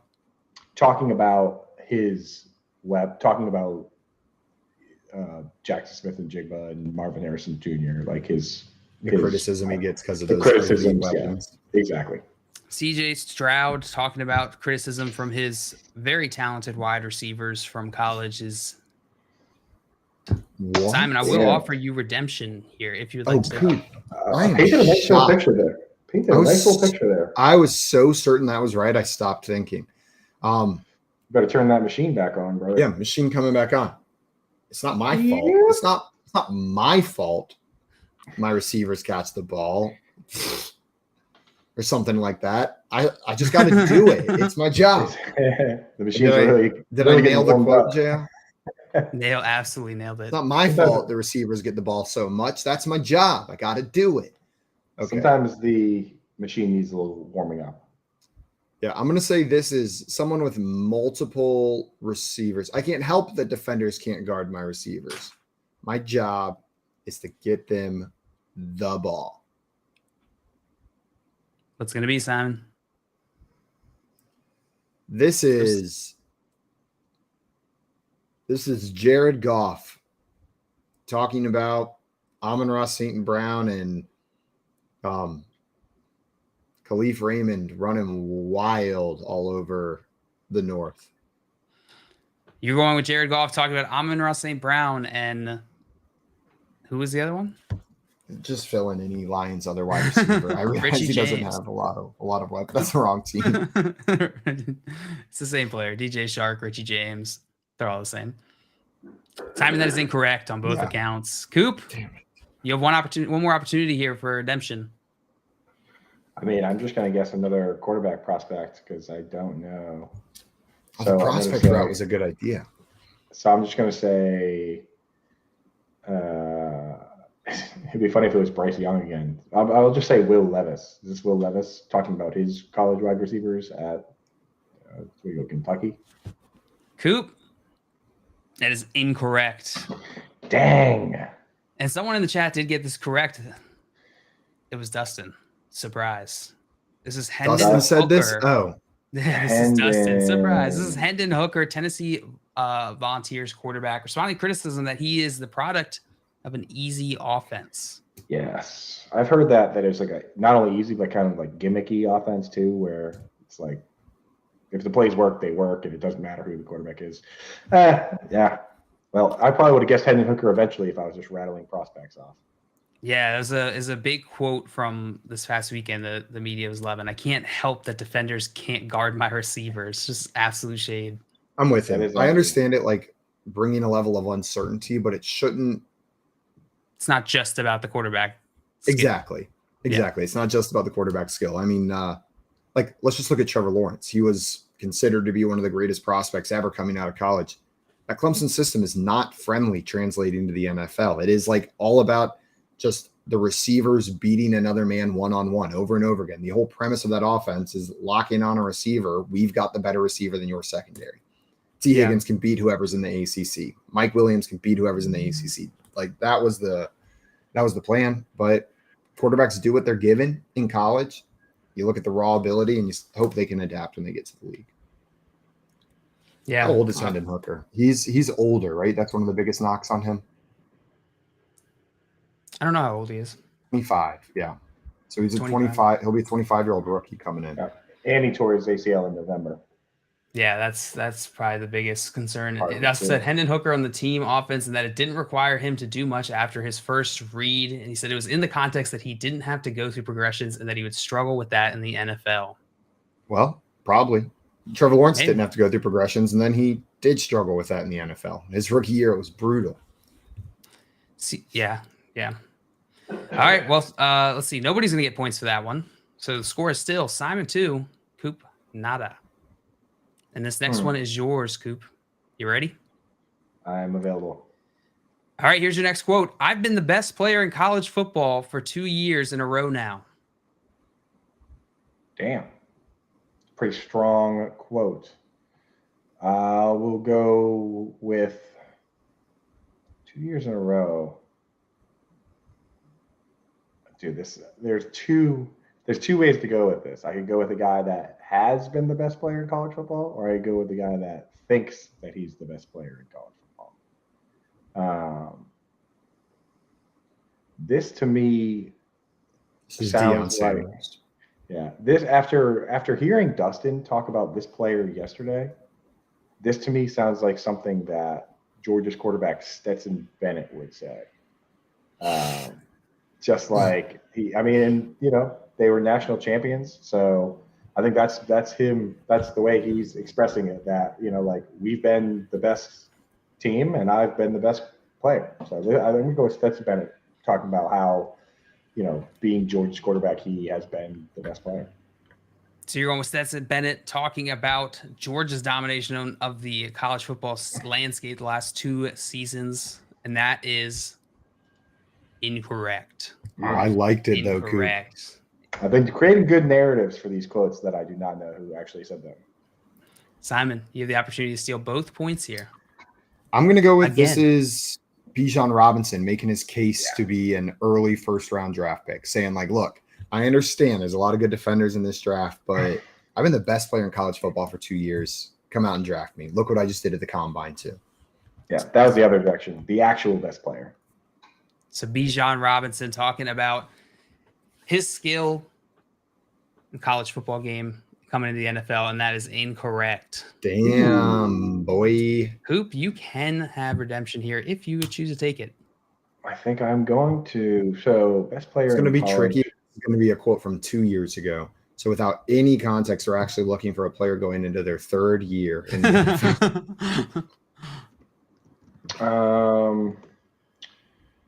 Let's see. Maybe this would be. Maybe this is Jalen Carter.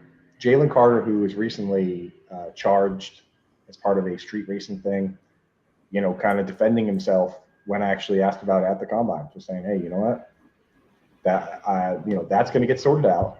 And meanwhile, I'm the best. I've been the best player in college football for the last 2 years, so I should be a top pick. So that's what I'm going with. Jalen Carter suggesting that he should still be a top pick despite everything that's going on because he's been one of the best players in college football. Jalen Carter making his case to still be a top pick here in the NFL draft, and that is incorrect. Simon? One more shot, baby. This is going to be – is it another quarterback? Or are we talking about someone else here? Maybe a defensive player? Yeah. I'm going to go this is – but you know what? This also is like screams wide receiver. Like a wide receiver would come out and think they've been the best player in college football for a couple of years. But I don't know their personalities well enough to know like who's humble and who's arrogant. You know what I mean? Like I haven't dug into the wide receivers. So I'm just going to say one of the big names.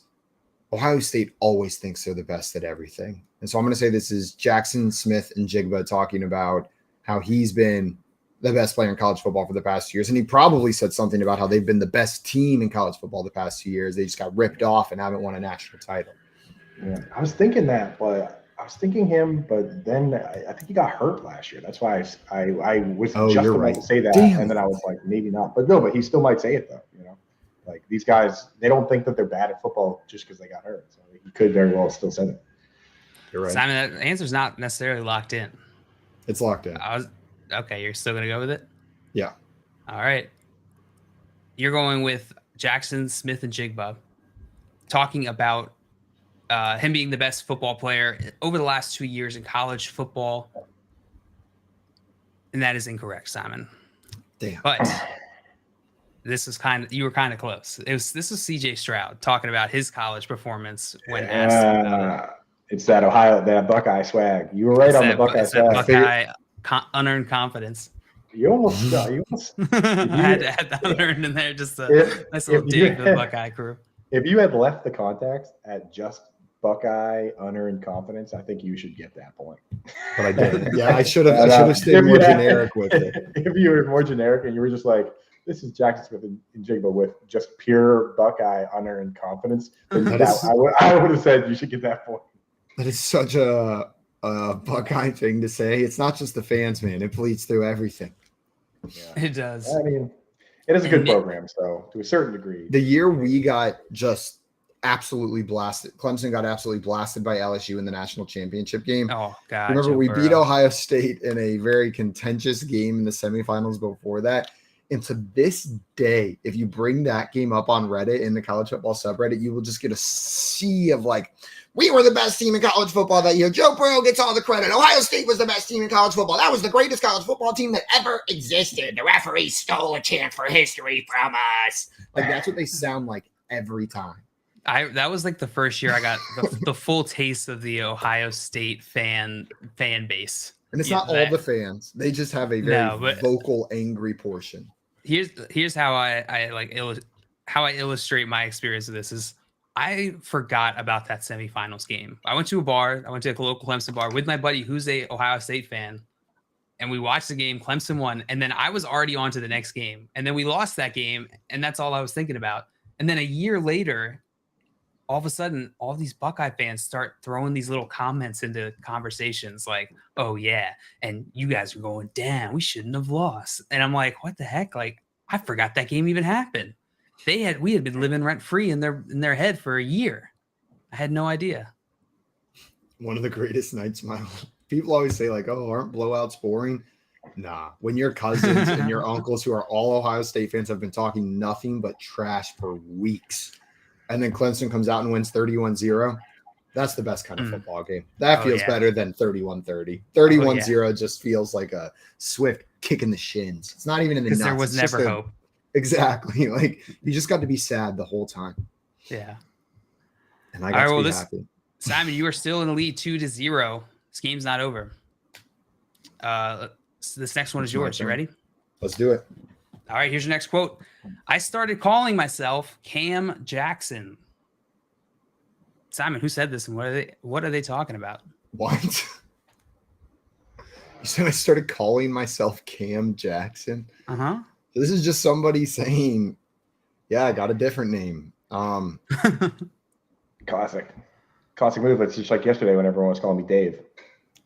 So what I'm wondering here is, like, is this someone whose name kind of sounds like that? Like, is this like Sam Saxon or something? Like, final answer? Like, I'm trying to think, is there a name that I like Bam Margera? Yeah, I went and trolled for Bam Margera quotes. This is that's how I spent my time. Is this Bam Margera after he let an alligator loose in his uncle's house while filming it on, what was the name of that Bam Margera show? Viva La Bam. Viva La Bam. That's it. Viva La Bam. Uncle Vito. Uncle Vito. I couldn't remember Vito. his name. Although I think he turned out to be like a predator or something, and I don't think he's dead. Yeah. Well, I don't think he's a good dude. Yeah, that sucks. I needed to come up with an answer too, and they call me Cam Jackson. Is this Lamar Jackson talking about an alter ego that he has whenever going in to negotiations? His agent is Cam Jackson, but him as a player is Lamar Jackson. That would be. I truly hope that that's the right answer. I desperately hope that that's actually the answer. Simon, please tell me that's the answer. That is incorrect. Oh, oh my God. Lamar, we know that's you. It's 2.0, y'all. I'm 2.0. 2.0, y'all. Oh my God. Wow. Damn. Okay. I'm going to create another narrative here. If I don't get this one right, dude, I'm giving up for the day because I feel like I've been right there on every single one of these. All right. Hear me out on this one.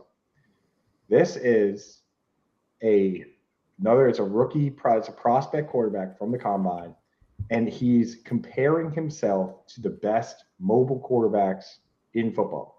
So he took Cam Newton and combined it with Lamar Jackson to get Cam Jackson. And this is Anthony Richardson talking about how he's one of the best mobile quarterbacks in the league. He's basically Cam Jackson. Come on. You're going with who was it? Anthony Richardson. Anthony Richardson talking about his mobility, comparing himself to Cam Newton and Lamar Jackson kind of at the same time. Gotcha. Coop. That is correct. Hey! On both accounts. Well done. Well done. This is Anthony Richardson talking about modeling his game after Cam Newton and Lamar Jackson when he's growing up. If that one wasn't right, I was just going to start making fake narrative quotes up and just start posting them like Jordan Luke does. I like the idea of Cam Jackson showing up for contract negotiations with the Ravens. I love that idea. Cam Jackson. Cam, nice to meet you. Here to represent Lamar Jackson. Walks up to DeCosta. Wears like a really bad mustache. Pulls out a Tupperware container full of shrimp Alfredo mid to contract negotiation. He's like, "Oh, sorry, just need to eat my lunch." Whenever he shows up in his cleats and his jockstrap. John Harbaugh's like shows up in the same outfit. But he picks up the phone when anyone calls. He's like, "Hey, what's up?" But whenever it's Eric DeCosta that calls, he's just like, "Cam Jackson, go." Esquire. you got Cam Jackson. Shoot. Shoot. I got 20. What's up? Agent Cam Jackson here. You got Cam Jackson. Hit me. Well, Coop, that's going to give you 2 points and tie this game. All right. Do we do 2 more? Do we have time or do we call it here? Up to you. You're the game controller. You're the gamesmith. Let's see what the chat has to say. The chat got it right. Tim said probably that Anthony Richardson dude being compared to Cam and Lamar constantly. And then Ladarius saying, I think it's the Richardson as well. And Dustin coming in confirming it. The chat knew this one. They got it easy. Nice job, guys. Turns out I'm stupid. No, you're not not stupid. what I was hoping to learn. That was not very much to go off of. I started calling myself Cam Jackson. That's hilarious. My mind immediately went to like Burt Macklin FBI. Like it was just like alter ego. Like that. Yeah. That's Andy's character from Parks and Rec, right? Parks and Rec. Yeah. So Burt Macklin FBI. That's immediately where my mind went. Like Cam Jackson, agent in charge. Agent in charge. All right. Well, this game is going to end in a tie.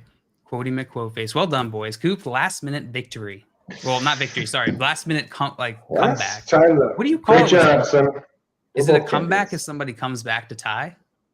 Yeah, you just didn't finish. Yeah. Nice comeback without finishing. You're good. You made it most of the way back. Yeah, no, I still come back. You made it all the way back, just not a step further. Guys, coming up, we're going to talk about some of these freshman running backs and freshman orientation, the incoming rookies. We've got a game of vague descriptions heading your way. And we're going to teach you a little about something we've learned recently in the Moreau, You're watching the Front Yard Fantasy Morning Show here on Better Sports Network. As a longtime baseball fan, here's my message to other baseball fans to steal a line from the Packers' future Hall of Fame quarterback, Aaron Rodgers, RELAX. Everyone needs to relax after what we saw this past weekend as spring training games out in Arizona and down in Florida got going, and we're inching closer and closer to Major League Baseball opening day. The rule changes in Major League Baseball is not for myself. It's not for you out there, the hardened baseball fan, whether you're a fan 5, 10, 15, 30, or even 50 years. From all around this great country. It's not for those that are going to be locked in. It's for trying to generate more fans. So if they want the pitcher to go out there and work in rhythm with a guy on base, begin the windup within 20 seconds, nobody on base, begin the windup within 15 seconds, or have the batter make sure that he's back in the batter's box within 8 seconds, then making the base pass first, second, and third bigger, eliminating the shift. All of this is to make the game better. We've seen leagues, whether it be the National Football League, do you think it's the same league as it is today in 2023, or what we saw in 2022 as it was 30 years ago? No, it's not. Is NBA basketball the same? No. How many games do you see being played? 83-79 finals. You don't see that at all. So every league adjusts to try and bring what? More fans into the sport. And that is something that Major League Baseball is going out there and trying to do. I've been critical at times of Rob Manfred, whether or not as a MLB commissioner, whether he likes the sport based on some of the rhetoric that he has spewed in years gone by. But I got to be honest with you, as a longtime baseball fan, I've been a Yankee fan my entire life. Watched a ton of Met games here in the tri-state area. Watched baseball all around. Can't wait for October baseball. Think it's absolutely unbelievable what is transpiring now and what's happening now, and the rule changes being brought about baseball. It's going to bring back to the game to when I became a fan, where the stolen base was something, moving guys over was something, having men on base.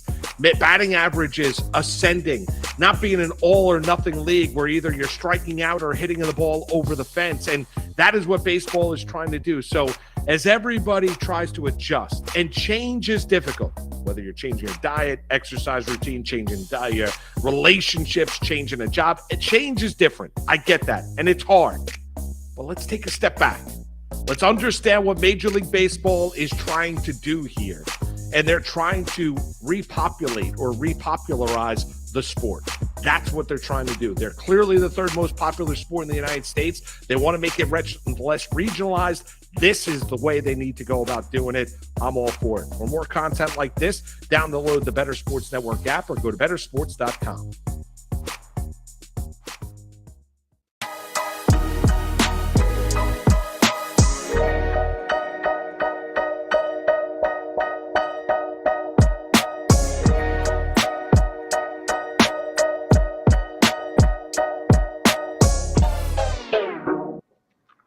What's up, everyone? Welcome back to the Front Yard Fantasy Morning Show here on Better Sports Network. JL had to go save a Komodo dragon from a tree. Got caught in the park, but he'll be right back. It shouldn't take long. He speaks their language. How did old Slippery get up the tree? It jumped. It got scared. A mouse ran by and went, and Komodo dragons, much like their elephant counterparts, are scared of mice. Just don't like them. Little known fact. Shoot, now I got to find a new Moreau. It was going to be about Komodo dragon fears. I saw an amazing clip on Reddit of elephants in, I think it was Cambodia, and they basically figured out that they get the right of way on the road. So if they see like sugarcane trucks, they'll just walk into the road, knowing that the trucks will stop, and then they just like grab a couple of sugarcane things off the top, and then they're like, "All right, on your way." Like, that's the best. And there were like 5 different clips of them doing I'm all about the elephant tax. Like, you know what? If you're a sugarcane driver, you got to pay the elephant tax. Exactly. You put that road in the middle of where they're walking, they can take a piece or two of your sugarcane. And the drivers were you could tell the drivers were like, they even like waited for them to take it. They're like, yeah, all right, go ahead. Grab one. Get in there. Welcome back, John Luke. Did you save the Komodo dragon? I did. He's in a bad way, but saved the heck out of that little guy. Good. How'd you get him down? I threw a rope. And then he shimmied down the rope. Yep, right into my arms. It's amazing what they can do with those little lizard arms. You don't think they can do it, but then all of a sudden you see them come together and just ambidextrous. Yeah, it's wild. Just wildly talented. Yeah. That was my Moreau, I was going to talk about how good Komodo dragons are at climbing rope. So now I got to come up with another one. Damn. Like a kid in gym class, those Komodo dragons. Well, guys, we were about to get into another round of freshman orientation. Yesterday, Coop and JL broke down the freshman class of quarterbacks coming in for you. Today, we are going to break down the incoming class of rookie running backs. Talk a little bit about some of the biggest names, maybe some of the risers from the combine, some of the players that we need to talk about that if you're going into fantasy next year, you're going to need to know these names. And we're going to try to learn a little bit more about them during the next 30 minutes here while we talk about them.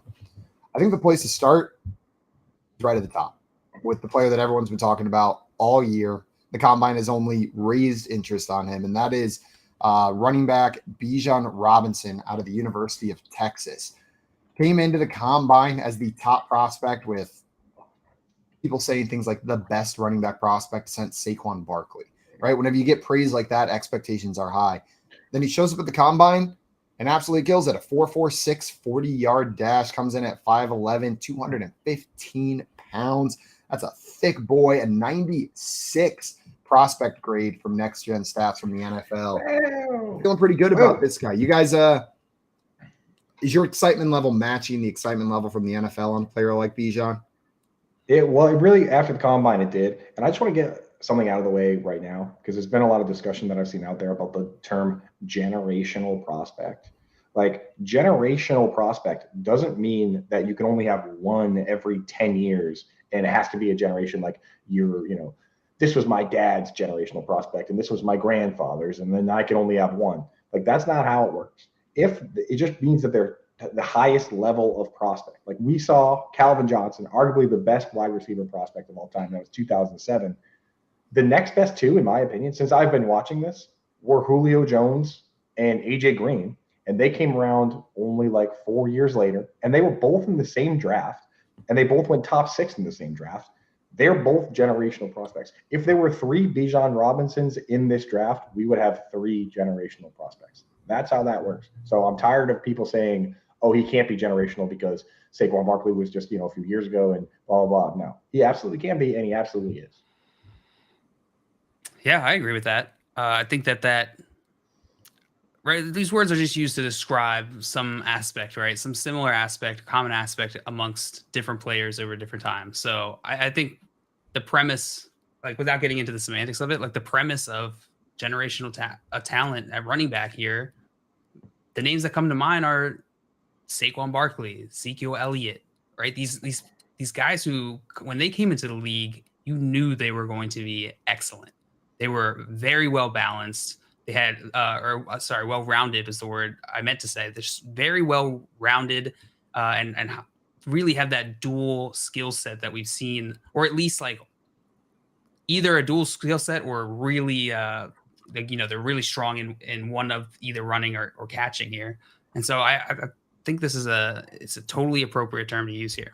No, right. I'm with you. I think the annoyance comes from people are hypersensitive to the word generational because sometimes people use it in exchange for the word good. Yeah, but that doesn't mean we can't call a prospect that is generational. And Bijan Robinson, I'm with you, Jay. Whenever you look at him, this is the kind of player where watching him in college, you feel pretty freaking safe that he's going to hit in the NFL. Like it's that level of confidence like Saquon Barkley. Even with guys like Clyde Edwards-Helaire, Melvin Gordon, Todd Gurley, there were like questions. Are they going to be as good as they were in college? The conversations around Bijan feel like they did around Saquon of which lucky team is going to have one of the best running backs in the NFL for the next 5 years. And I'd still put Saquon like above Bijan Robinson. Like I also think like calling them generational isn't necessarily saying they're better than all the other talents that are in that same tier. It's just, it's a top tier. It's a way of describing the top tier.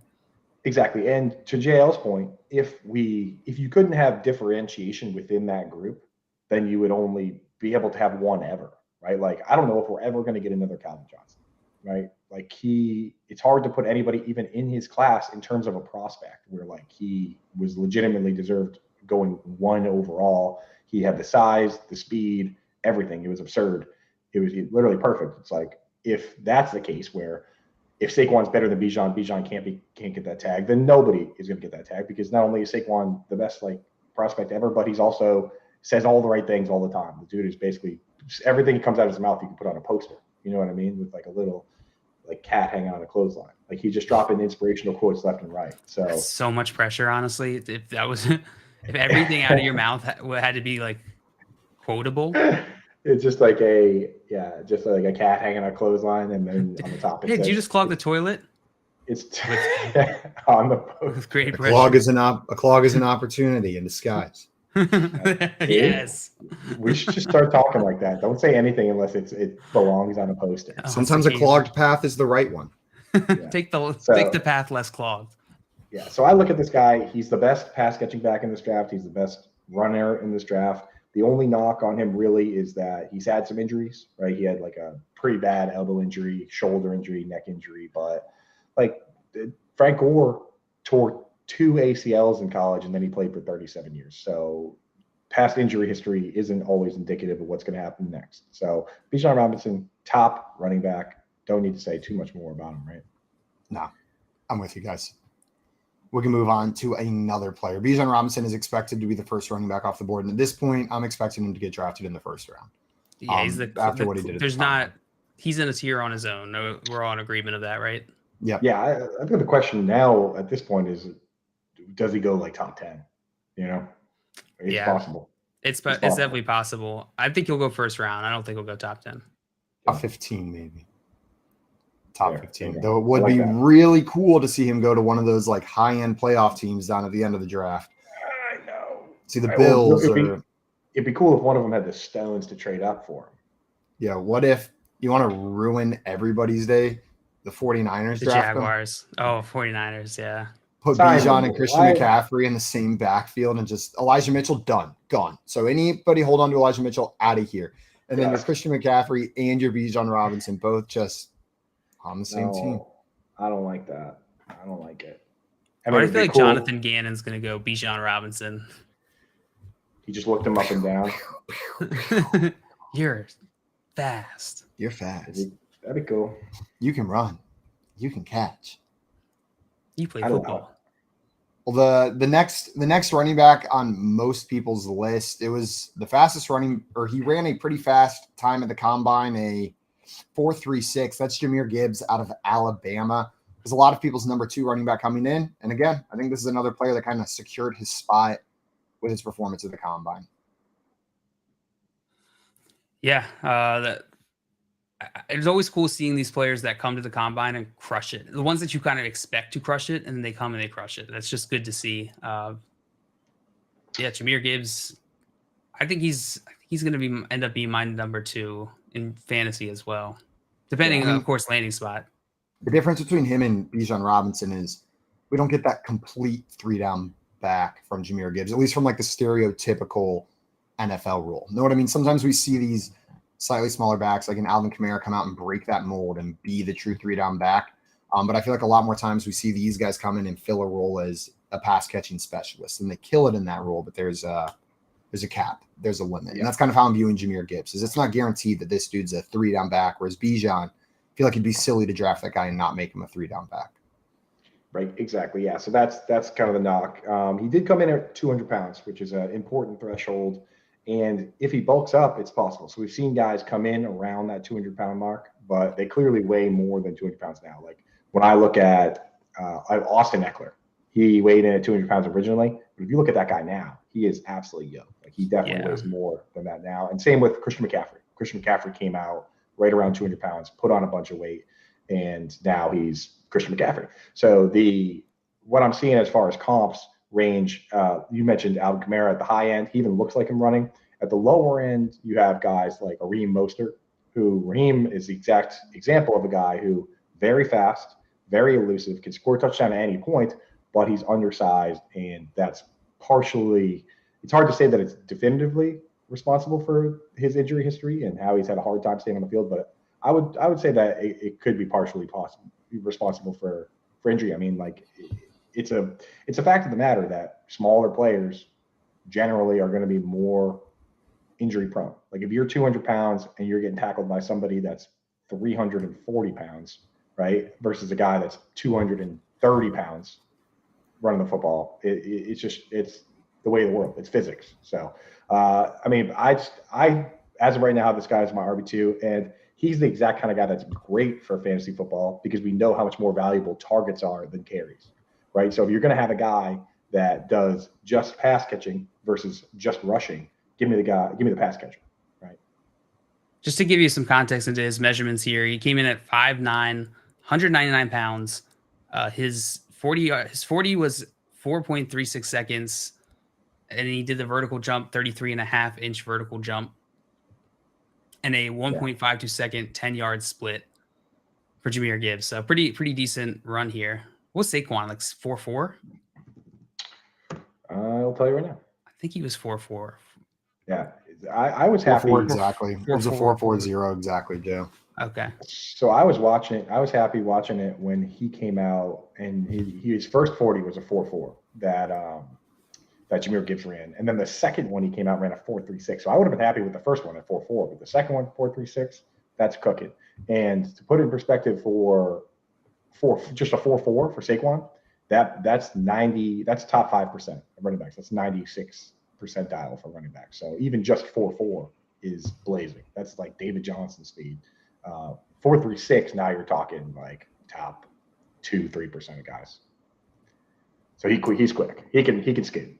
My favorite thing, if you read any prospect guide or description of his play, one word is always used for Jahmyr Gibbs that I feel like I haven't seen used in many prospect descriptions, and that is his wiggle. They always talk about Jahmyr Gibbs' wiggle, especially in the open field. Like he's got a wiggle that just makes people miss.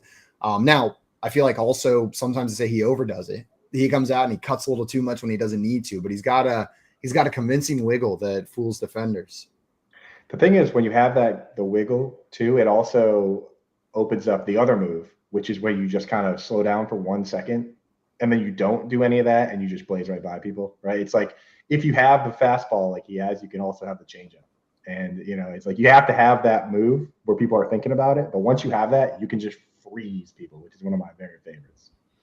That is something I love about the game, is just watching those moments where you just have like a defender whiff or just like a really impressive move that just completely throws off a defender, gets an angle or whatever. Because you just watched two guys make a decision trying to predict what the other one was going to do, and somebody won. One of them won, and one of them looks stupid, and it's fun every time. It's like a little mini battle of wits in the midst of one of the most violent games that can be played. Yeah. I distinctly remember playing a sport. It was like a team sport in a gym class where I had this realization when Stephon Diggs like juked me and then like multiple other people out. But it was like one of those moments where I was just like, he does that? Like, how the heck did he know exactly I was going to fall for it? And it was like this kind of realization moment. I was just like, damn, bro. Like, that is another crazy skill. That's a crazy skill. Right. Most people are out there playing, like rocks, paper, scissors in terms of like, okay, is he going to do the spin move? Is he going to do this? And Diggs was out there playing chess. Yeah. Effortless. He knows. Well, the best part is the answers. 90% of those high school kids, the juke was entirely unnecessary. He could have just gone in a straight line. Oh, 100%. I would have waited no matter what. Just straight through them. He just leaving in his wake just a pile of like ACLs. Like, it was honestly so respectful of him to break your ankle and not tear your ACL. Yeah, he did it purposely. Just like gently let you down. You just look back and there's kids on the ground. There's like a shoe on the ground and like a pair of broken glasses. And everyone's leg is turned the wrong way. Yeah, just freaking Jay in the chat with his paper, rock, scissors nonsense. I'm never going to – it's rock, paper, scissors. And if you say paper, rock, scissors, I don't trust you. Where are you from, Jay? Paper, rock, scissors? What? No. It just feels like something you do to try and seem different. Right? But it's the same thing. Just being edgy. Yeah. It's contrarian just – oh, I guess that's it. It's just contrarian. Just for the sake of being contrarian. Yeah. Hey, Jay. Is that redundant? I don't know. Jay, cut it out. Cut it out. Yeah. Jahmyr Gibbs. So is he consensus number 2 for dynasty for both of you guys?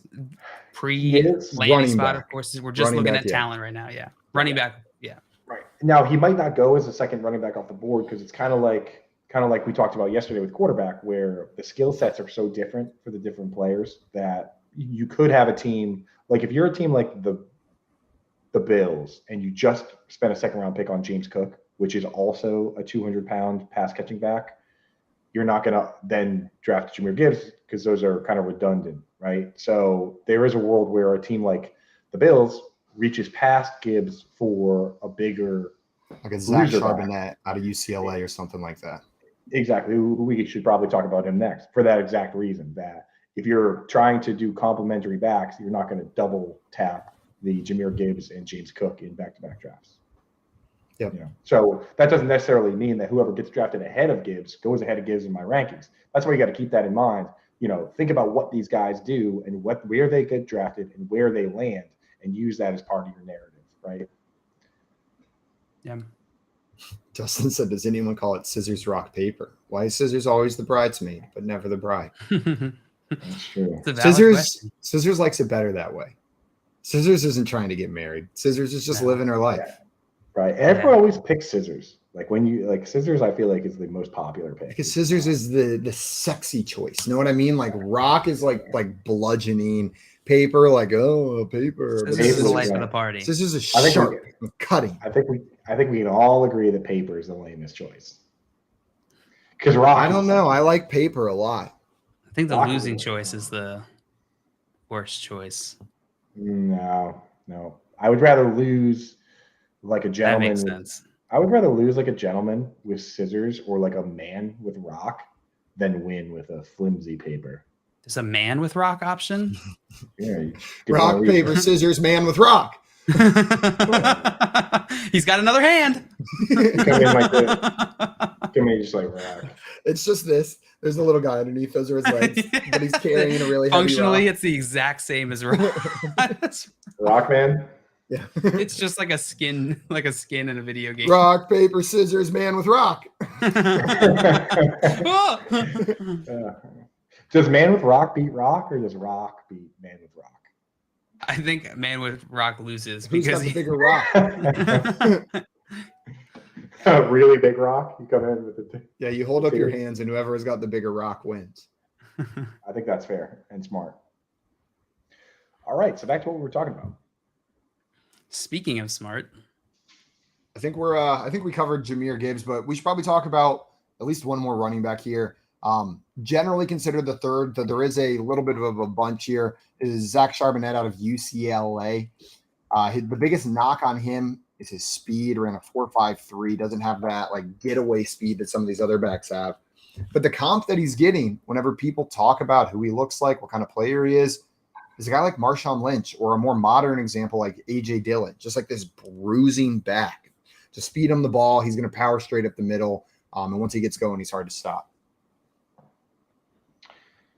Yeah, guys like that. I think he's going to be really important where he lands. Like if this guy does land with the Eagles or the Bills, I'm going to look at it and be like, okay, they have a pass down back. Both teams do. Kenneth Gainwell and James Cook.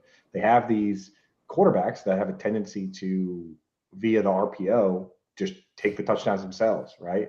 And if they don't outlaw that QB sneak, what do they call that QB sneak that Jalen Hurts does? The sneaky sneakerson. If they don't outlaw the sneaky sneakerson, where you can be pushed in the back by the other guys on your team, that landing spot's going to hurt a bit for a player like this. I mean, I think he can still be very solid, but it hurts his upside because he's not going to really catch a ton of passes. And the bread and butter would be collecting all the touchdowns for a team like that, but he's not going to get them all. So for a guy like this, I do care more about landing spot than somebody like Jahmyr Gibbs, where I know with Jahmyr Gibbs, wherever he goes, they're going to throw him the ball. You know what I mean? Like you don't draft that guy and then not throw him the ball. So I feel a little safer about that. Well, that being said, there are a ton of landing spots where I would love Charbonnet as well. Like if he goes, again, we talk about the Dolphins all the time as being a premier spot behind one of the best left tackles and with a great coach, like a spot like that, and I might even have him as my RB2. So we'll have to see what happens. Just to give some context on his measurables, where Zach came in at the combine, he measured 6 feet tall, 214 pounds. His 40 time was 4.53 seconds, 10-yard split time 1.54 seconds. Vertical jump was 37 inches, and broad jump was 10 feet 2 inches. They did 18 bench press reps. That's a good number. That's a lot. That's Jay Cutler. No Jay Cutler. Still 2 plates. That's a lot of reps. For normal. How many could you do? Right now, 0. Yeah, I was going to say, I'm not sure I'm getting up, down. Maybe 1. I haven't benched in a very long time. Yeah, there was a time within the last few years where I was doing 2 plates, but I know that right at this moment I could not do 2 plates.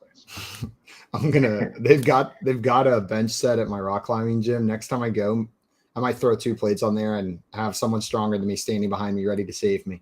The second it does not work. Yeah, do a little mini combine. Yeah, it's like for this group, the combine would be like how long you can keep it from decapitating you. And that's we do like a little stopwatch to see how long you can just stop it. Those are my least favorite videos on the internet. The people's workout videos, but they don't have anyone there helping them. They just set up their phone, walk over, go up, and then just crushed and suffocating, trying to get this bar off of them. Like there's a moment of panic, but they can't, and you just have to watch this person panic under a bar, and everyone's like, oh, and I'm like the thoughts in their head are, I'm dying. I'm dying. My favorite are the ones where they do that, but then they get out on their own, and then you see them come over to the phone and shut the phone off. Those are my favorite because you know that person took that video by themselves and then said the world needs to see this. And they could have easily just deleted that, but instead they were like, all right, everyone needs to see this. This is funny. You know what else the world needs to see? Running back prospect Kendre Miller out of TCU, who has probably had the biggest rise of any of the running backs in this class during the season. TCU went on that crazy national championship run, obviously losing in the title game to UGA, but Miller was a huge part of that. Dude racked up crazy stats during the season. What was it? 17 touchdowns, 1,399 yards on 224 carries.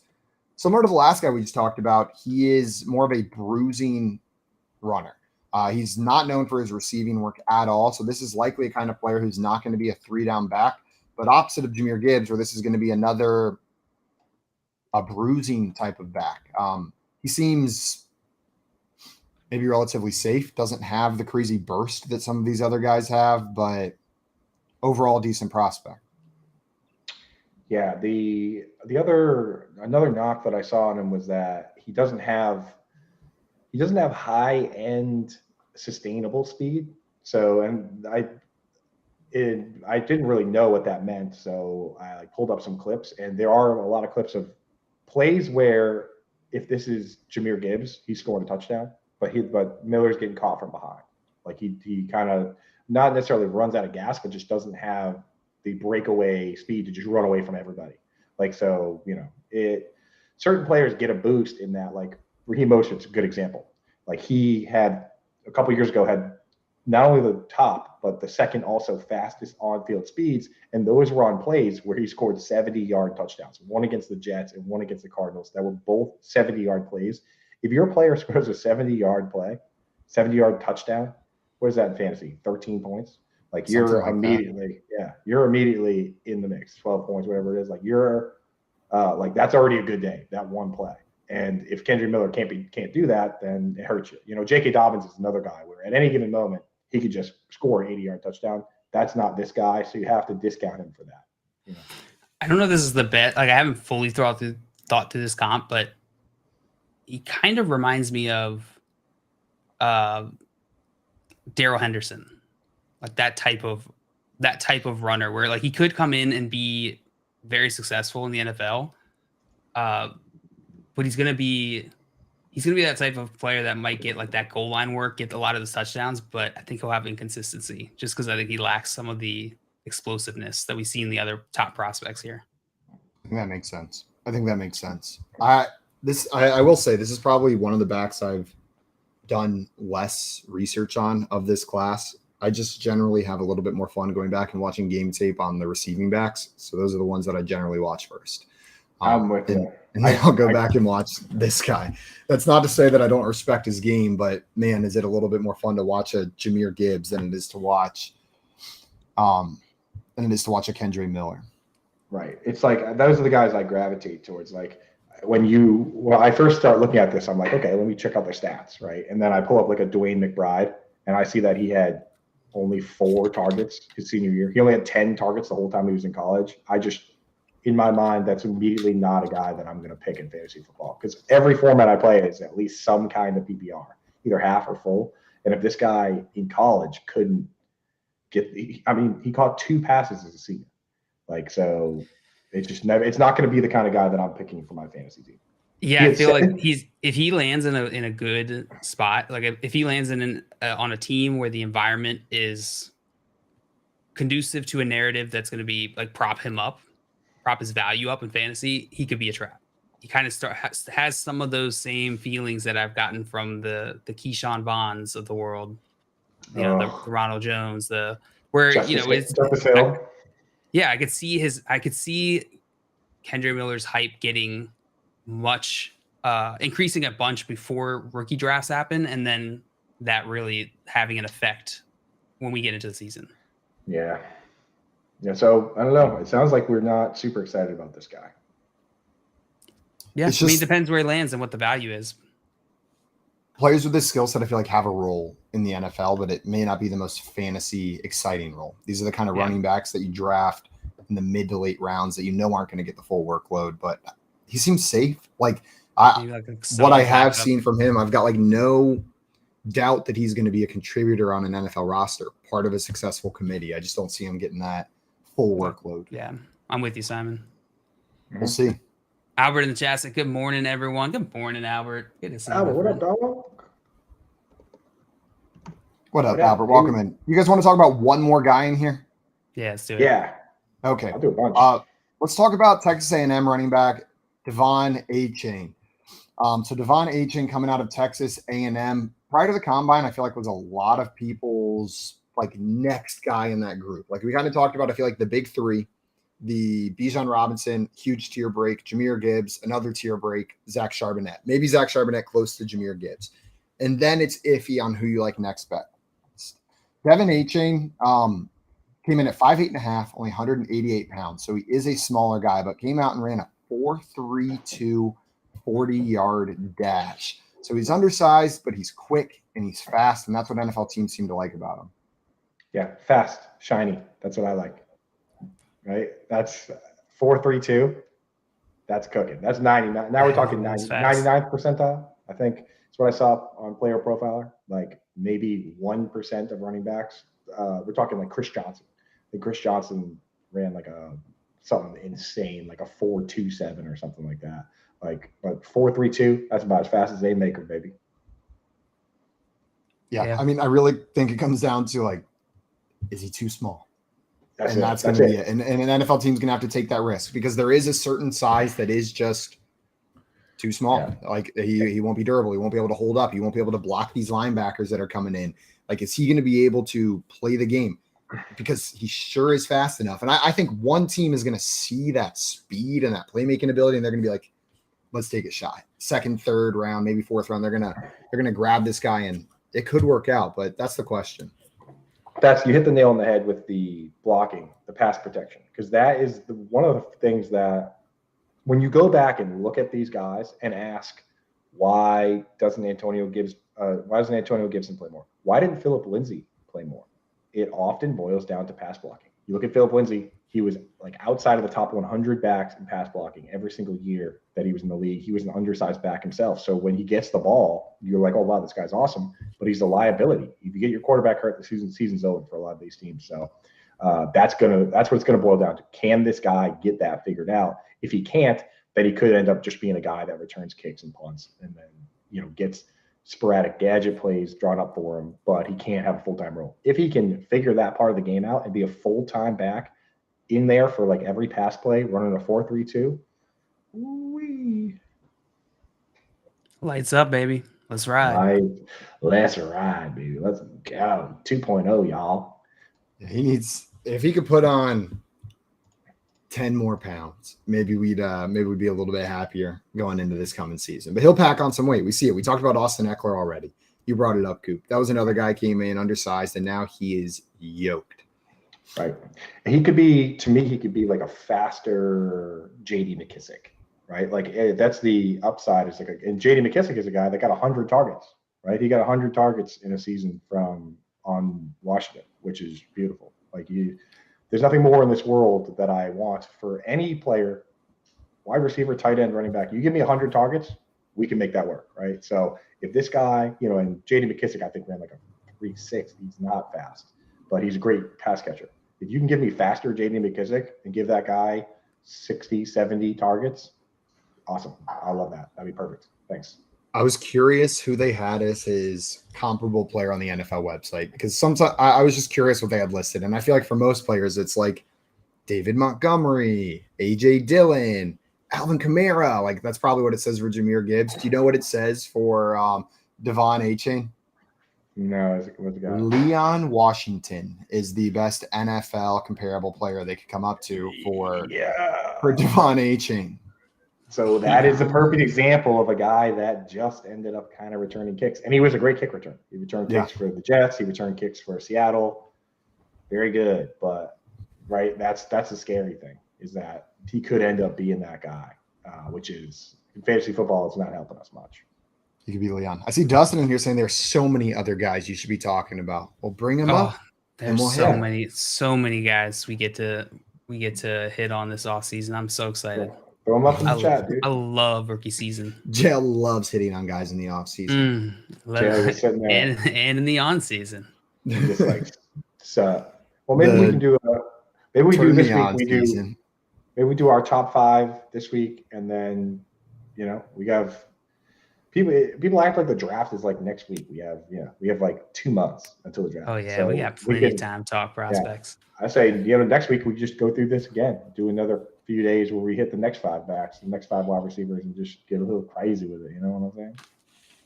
Yeehaw. Some Roschon Johnson, some Chase Brown. Maybe we'll talk about those guys a little bit more down the line. But coming up, We are going to play some vague descriptions and then get into a little bit of Moreau, teaching you some things we've learned. Ooh. You're watching the Front Yard Fantasy Morning Show here on Better Sports Network. Front Yard Fantasy with Simon, JL, and Coop. Sell me on doing away with the 2 conference system in the NFL. Is it really a sale whenever this is something that's commonly agreed upon? I'm selling you on water being wet. I'm selling you on something that is objectively true right here. We look at teams at the end of the season and we go, how the hell does one team have such an easy schedule while another team is just absolutely getting obliterated? And that's because of the 2-conference system, because the division system feeds into this conference system. It's a symptom of the greater problem. Like these divisional matchups, you're telling me it's fair that the Buccaneers are in the playoffs after playing the Panthers twice, the Falcons twice, and the Saints twice this year? That is unbelievable. There are multiple more deserving teams every single year that because of this system where we silo them into random groups, it determines the order. And yes, originally this was geography based, right? We had these divisions, they were geography. It's 2023, my dudes. Geography doesn't matter whenever it comes to the size of the United States. These teams can travel anywhere. They don't need to geographically locate them in divisions or conferences to make the games make more sense. If USC can be in the Big Ten, why the hell can't Miami play San Francisco every year? It can happen. They've got more money than these colleges and they're not taking classes. All it does is create an ecosystem where less talented teams can get rewarded for playing in weaker divisions and more talented teams are punished for continuing to improve. Damn, bro. Drop the mic. I like to picture some geography teacher out there just threw a pen on the ground. He was like, how dare you? He smacked the globe. He was like, what do you all mean? the hard work we've done. 2023, geography doesn't matter, right? Smacks his You know globe. how long it took for us to get respect? Globe goes spinning around, right? Geography doesn't matter. How dare I'm you? just imagining they ripped on the world map and underneath is algebra 2. Like they just go straight into being a math teacher. Yeah. Lunch Money with Kyle and Ray. Weekdays at noon Eastern, presented by FantasyGuru.com. Paper straws. Oh, they're so bad. Ray, I mean, I'm almost tempted to say screw Mother Earth. Give me a real straw. The paper straw thing is a step too far in saving the planet for me. It's a great idea. The problem is it has to last. Like, it can't go mushy halfway through my drink. That's And the I think problem. That's the problem. They have a hard time standing up if you don't drink that 100%. drink. That's my issue, Ray. I'm all for taking care of the only planet we got. But, Ray, some people like to drive a lot. I don't. I don't get on them for they have to drive 20 minutes to work every day. Can I just get a plastic straw? Like, I think, Ray, we should be able to pay for a card that says, I don't drive every day, so they said I could have this kind of environmental impact by getting a plastic straw. I am in favor, Ray, of government-issued plastic straws if I have the proof that I'm worthy of such. If you want it, you get it. It's kind of like the Clear Pass. Yeah, the there you go. airport. Okay. Like, Ray, I'd be willing to pay an extra $2 a year, and I get as many plastic straws as I want when I go out to the restaurant. And the $2 goes toward cleaning the oceans or something. So, Yeah. yeah, okay. That's not a terrible idea. Not terrible. Call, chat, enter contests in real time. It's Sports Talk 3.0 with Better Sports Network.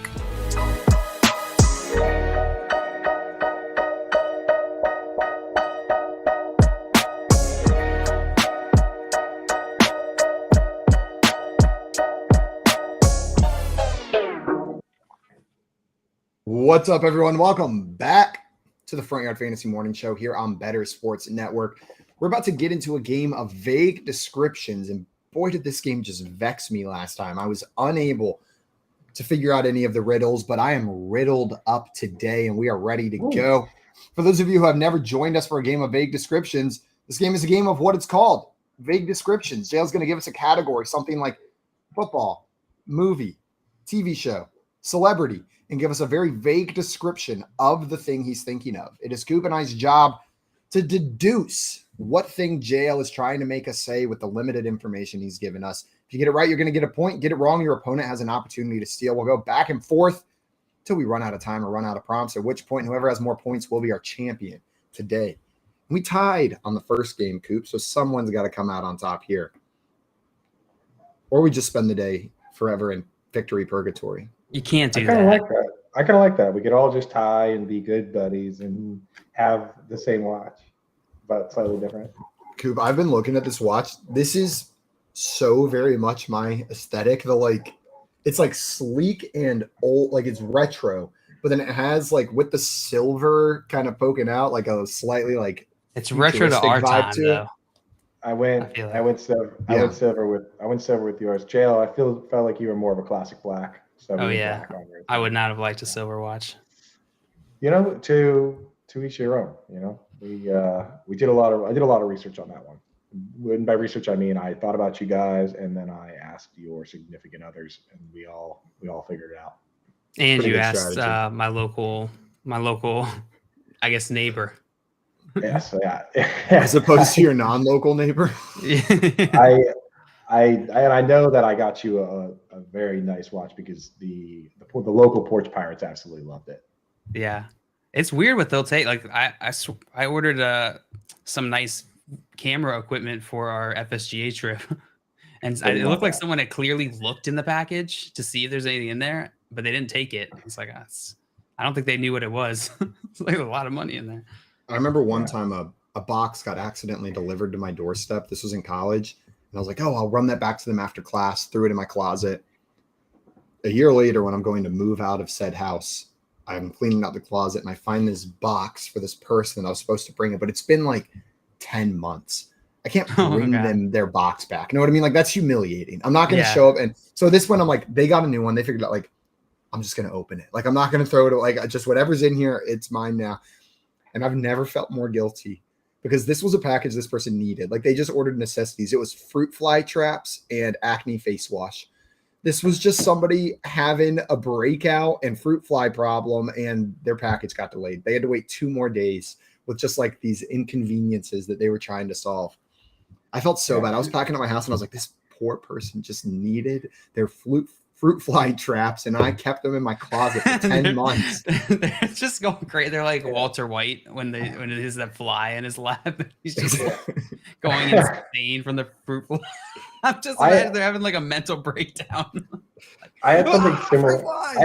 I had something similar happen with a package of mine that got stolen, where it was a big package with like 90 days worth of contact lenses, and it got stolen. And somebody actually reached out to me on Facebook and was like, hey, I found these like under the stairwell of my apartment complex. It happens all the time here in Baltimore. It's like my neighborhood has like Facebook group, and it happens all the time where like I ordered Maria a vacuum for Christmas one year, and someone stole the package, and I thought it was for the vacuum, but it turned out just to be for the accessories to the vacuum. And so I like walked down the block and around the corner, and in the little cove to my neighbor's house, there's like a package with all these plastic vacuum parts. And I'm like cracking up, like, oh man, you thought you got such a score here with this giant package. It's filled with vacuum parts. Yeah. Something just so specific you couldn't possibly find a use for it. Like, there's just unless you had that specific vacuum, it's useless. Imagine if they steal it and they have the exact same eye issues. I mean, they're like, oh, nice, dude. Like 3.25 with the astigmatism. Like, perfect. I hit jackpot. And whoever saw the Casio was like, oh, hell yeah. Yeah, they definitely got that on. Last me forever, dude. We're in the pool. All right, guys, let's get into our game of vague descriptions here. Who went first in the last one? Simon? No, Coop. Someone did. I went second, that's for sure. So I'm going first. Unless you want me to go second twice. So you are going first. Before we do that, Tim says watches are the books of timekeeping. He's not wrong. Like, I guess, yeah. I like both, but you're not wrong. Like, if what does he use? Like the audio book? Like he asked Siri to tell him what time it is? He just looks at his phone. Just looks. I feel like watch is like old school. All right. Yeah. All right. Well, Simon, you were going first on this one. For your first prompt here, the category is video game. Video game. Played 1 or 2 of those. Your vague description is weird people driving cars. Weird people driving cars. There's a couple things this could be, but I'm going to go with the classic example and say that this is Mario Kart. Mario Kart is correct. There we go. Well done, Simon. You were going to get this point. I was going to guess Crazy Taxi. Crazy Taxi. See, I had that in my head. There were a couple other ones that I feel like it could have been, but Mario Kart made the most sense. But the weird people made me think of Crazy. Yeah. It made me immediately think of Waluigi, and I don't know why. Crazy Taxi was such a fun game. I played that so much on PS2. That and the Simpsons Taxi game. The thing There were two different Simpsons. Run? There was Simpsons Hit and Run, and then there was also like the Simpsons Crazy Taxi version. There were two Simpsons driving games. I remember I bought one of them thinking it was Hit and Run. It wasn't. It was the Crazy Taxi one. And then I went back and bought Hit and Run. They were both good games, though. The problem with Crazy Taxi is that very shortly after Crazy Taxi came out, Grand Theft Auto 3 came out. And within Grand Theft Auto 3, there was the idea that if you just got in a taxi and pushed down the right stick, it basically became Crazy Taxi. I do that entirely too much when I play Grand Theft Auto. I just make money as I just do a job. I just do work. Just being a taxi driver. It's not like there's definitely people out there that are just like doing that. But it kind of sometimes I just like to listen to their dialogue because they always have the people just say the weirdest stuff. If you look at Steam right now, the number of hours I've spent on American Truck Simulator is a little bit too high, and there is no other part of that game besides just delivering. Slight adjustments. you're just delivering things. I've always wanted to get really into a truck simulation game. To the point where I've had to keep myself away from it, like just like drugs. Like I would like them too much, so I have to stay away. Like truck simulation, like I know I'd be way into that. You'd have a rig. Your wife would come home and you'd be like pulling the horn. Coop's like, yeah, I just dropped off a big shipment in Nevada. Some Tractor Supply. Model semis all over his office. You're in the kitchen chugging water like, oh, that was a long trip. Didn't have time to do the above dishes. his bed. He's got a little cove that he likes to climb into whenever he gets mad at his wife. Yeah, you guys are like there's a cat sitting on your computer, like looking at you, and your wife's like, "When did we get a cat?" And you're like, "Oh, this is my road cat." I wonder if I could get away with like having a steering wheel like down here and just playing like during the show, just kind of like Truck Simulator. You probably could without losing much. It's in the middle of the show, I'm just like We completely changed our show to a live play of American Truck Simulator. Oh my God, that guy kind of cut me off. What a dick. 3 hours of American Truck Simulator brought to you by Front Yard Fantasy and Better Sports Network. Should we stop at that, Subway? No, we'll get the next one. We'll get the next one. I wouldn't rule anything else.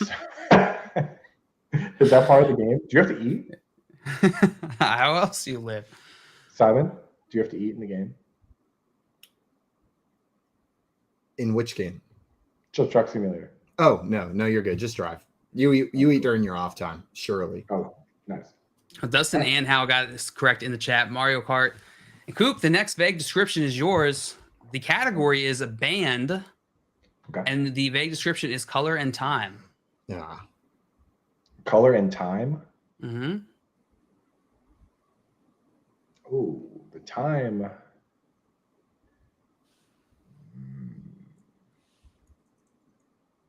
Time.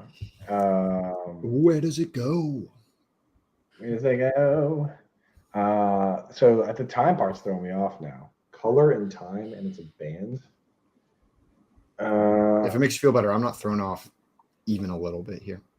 Okay, is it the time? Okay, is it Ozzy Osbourne's band, Black Sabbath? This is not Black Sabbath. That's a good answer, though, Coop. That's a pretty good answer because the Sabbath is a time, but I'm going to go with one that's even more obvious, and it's such a good answer, you're not even going to be able to pout about yours being wrong. Green Day. Green Day is the correct answer. Is that it? Green Day is correct, Simon. Yeah. Boom! Coop, Green I'm Day impressed you pulled. I was like, where are you going with this besides Green Day? Black Sabbath was a good answer. Should count, dude. Green Day is pretty good, though. Green Day is the answer. Black Sabbath is the alternate answer. Ah, well done. Well done. Color and time, Green Day, Simon. It's going to give you another point here and bring you up to 2-0. I believe I did bring up Green Day on the show the other day. George in the chat said Maroon 5, which technically 5 is the time. Yeah? In the morning and the afternoon. Yeah, I suppose. Yeah. Blue That's afternoon. True. Tim said Magenta 429. What's up, everyone? Great We're band. Magenta 429. From What's New up, Zealand. Bristol? Hello, Detroit. We're Blue afternoon. Blue I'm Afternoon's just kind of a dope band name. The moment you did that accent, I was imagining Korg from Thor. You know what I'm talking about? This is big stone guy, this big stone friend. He's my favorite. He is the best. He'd be in Magenta 429. All right, let's get into our next one here. Simon, this one's yours. And Indeed. the category is movie. Okay. I've seen a couple, but not many.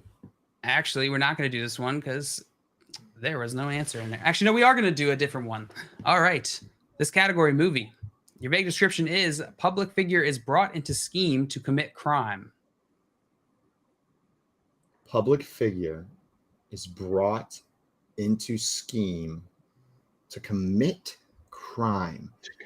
The ones that are a little too straightforward like this, like the trick's not in the word, so the trick is in the movie being slightly off. Maybe a children's movie or something that like isn't aligned with that you would generally think of crime. A public figure, like was the Lorax tricked at all? No, I don't think so. I'm trying to think of like kids movies where a character unwittingly took part in like trapping the good guy or something along those lines. So what's a movie where like, oh no, I was tricked?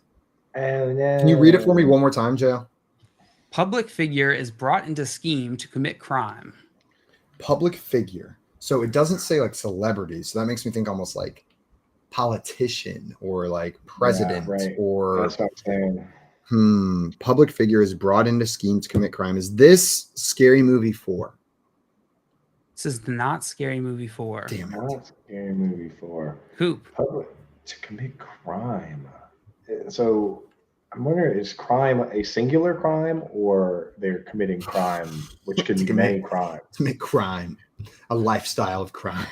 He's fighting crime. Like, is it one crime or is it to commit crime? Is he part of the gang now? I wonder what the crime is. I'm going to go with, is this National Treasure? National Treasure is incorrect. Simon, would you like to take a shot? I'm trying to think of a sports movie real quick of like if there was someone drawn in. I can't think of anything. I'm gonna pass my second guess. All right. My second guess, I am going to just guess a random movie. Is this Rescuers Down Under? This is not Rescuers Down Under. This is a Zoolander. Oh my goodness. This did Tim get it? Tim did not get it. Nobody got it in the chat. Zoolander probably I has don't think Tim likes Zoolander. Zoolander probably has my favorite movie moment of all time, especially since I've since learned that it was improv. The part with David Duchovny, where David Duchovny's the hand model, and he explains the whole thing that's going on, and then Ben Stiller goes, "But why male models?" And David Duchovny's like, "Are you serious? Like, I just told you that." Like, apparently Ben Stiller completely forgot his line, so he just said the same line he said before again, and then David Duchovny totally improv the next line. He's like, "You serious? Like, I just told you that." Like, that wasn't supposed to be in the movie, which makes it even funny. The one thing I hate about that movie is that it's made me practice self-control every single time I pump gas for the rest of my life. Yeah. Like, every time I pump gas, I have that invasive thought, gas fight, spray it around, put it above your head and spray grass everywhere. Like, it's just, they are having so much fun until the explosion in that movie. Just like, how many times are you given like a projectile, like liquid squirting device with that kind of range and you're not allowed to squirt it on anyone? It just has to go in your car. It's a travesty. Yeah. It's ridiculous. I mean, I didn't even consider it until I watched that movie, and now it's all I can consider. Anytime I'm having just a standard gas fight with my buddies, I do think of that movie, and we are a little bit more careful. All right. The score is 2-0. Yeah, no one got that correct. Ladarius in the chat said the Manchurian Candidate. I have no idea. That's actually really good. That covers it, I'm pretty sure. I think it does. And Nick said Threat Level Midnight. Classic. The classic film. Michael Scarn. Michael Scarn. Uh, Oh man. All right, let's get into our next prompt. This one is whose turn is it? Who went first? I'm on the odd ones. Coop is on the even ones. I haven't been keeping track. I don't know what number I'm on, so I I think I'm it's up. Scoops because Coop's you went last. Yeah. So Coop's up. All right, Coop. Your description. I'm sorry. Your category is object. Your description is. Your description is kind of like an animal that plays sports. Kind of like an Oh, animal. sorry. Plays a sport. It's kind of like an animal that plays a sport. This object is like that. Kind of like an animal that plays a sport. Oh man. My mind is just so stuck on Trying to figure out whether it's better to start with the animal or with the sport. Yeah, the sport, yeah. like I feel like starting with animal, I'm just lost. Like, okay, It's in the part, the kind of like part is what's messing me up. Like if we just said animal that plays a sport, then it'd be really easier. But why is it kind of like one? It's not quite one. An object that's kind of like an animal that plays a sport. Is this a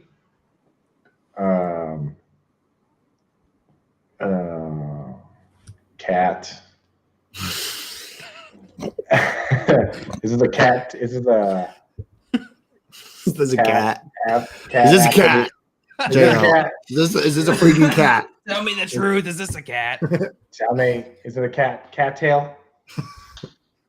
Is that your official guess? I guess so, yeah. Cattail is incorrect, surprisingly. You have the opportunity to steal here. Yeah, I figured it out about 10 minutes ago. This is a Toblerone. A Toblerone is incorrect. Damn. Oh, damn. Incorrect.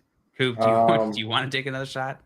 I don't. I feel like I was real close last time, so I probably should get back in there, dude. Cat. Is this a turtle pitcher? Turtle pitcher. Turtle pitcher. Show me turtle pitcher.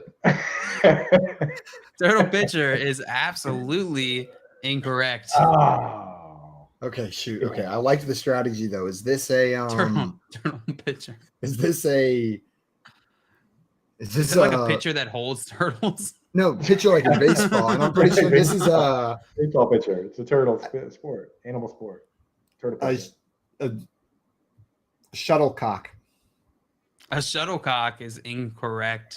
Okay, but there's an animal name in that, and it's in a sport. So The chat got this. What? How? Timothy Wright guessed baseball bat.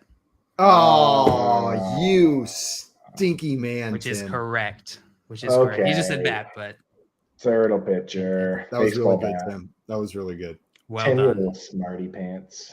You little smarty. So you tell me it wasn't cat? It was no, or Toblerone. Dude, cat was actually wicked close if you think about it. If the answer was One letter off.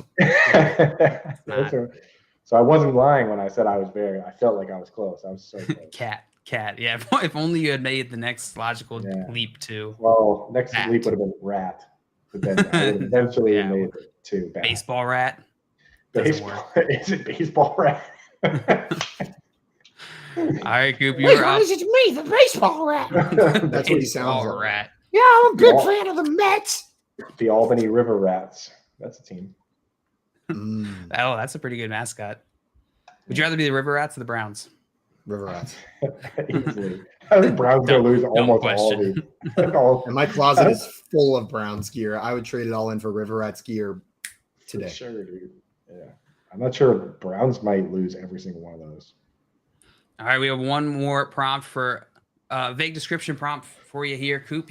This one is yours. The category is musician and band, and the vague description is chili moves.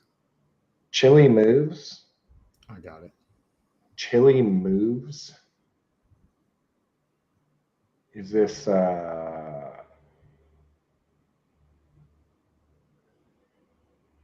It is chili, that. Chili moves. Is this cat? Is this a baseball cat? No, is this I like having a whole cast of characters: baseball cat, baseball rat, and baseball bat. And together, they're the baseball friends. Baseball Matt. Yeah. So what was it? It was There's just a guy named Matt who hangs out with all of them. My friend Matt from college. It's Matt Deutsch, and then 3 animals on a baseball team. Chili moves. Is this Coldplay? Yeah, you stinker. This is Coldplay. Oh, I was thinking of maybe like iced tea. So, Coop, you are going to get a point for this one. But unfortunately, Simon is going to bring out the victory in vague descriptions today. 2-1. Simon, redemption is nigh. Good job. Redemption is nigh. Cool. You're the baseball cat of the day. I'm the baseball fat.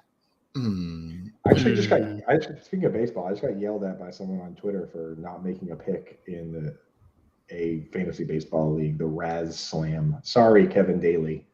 If you're sounds warranted. Ladarius Brown in the chat and Tommy in the chat. I don't know why I said Ladarius' full name. Sometimes I just read it without thinking, and then it comes off super formal. I'm like, Nicholas F. Danuccio in the chat says. But Ladarius and Tommy got Coldplay. Nice job. My defense for not making that pick is that I'm on a 3-hour live stream. Okay? Give me a break. And I'm trying to play Truck Simulator at the same time. I'm sure he's watching.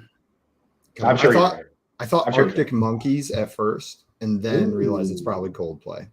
Yeah. Arctic Monkeys is a great guess.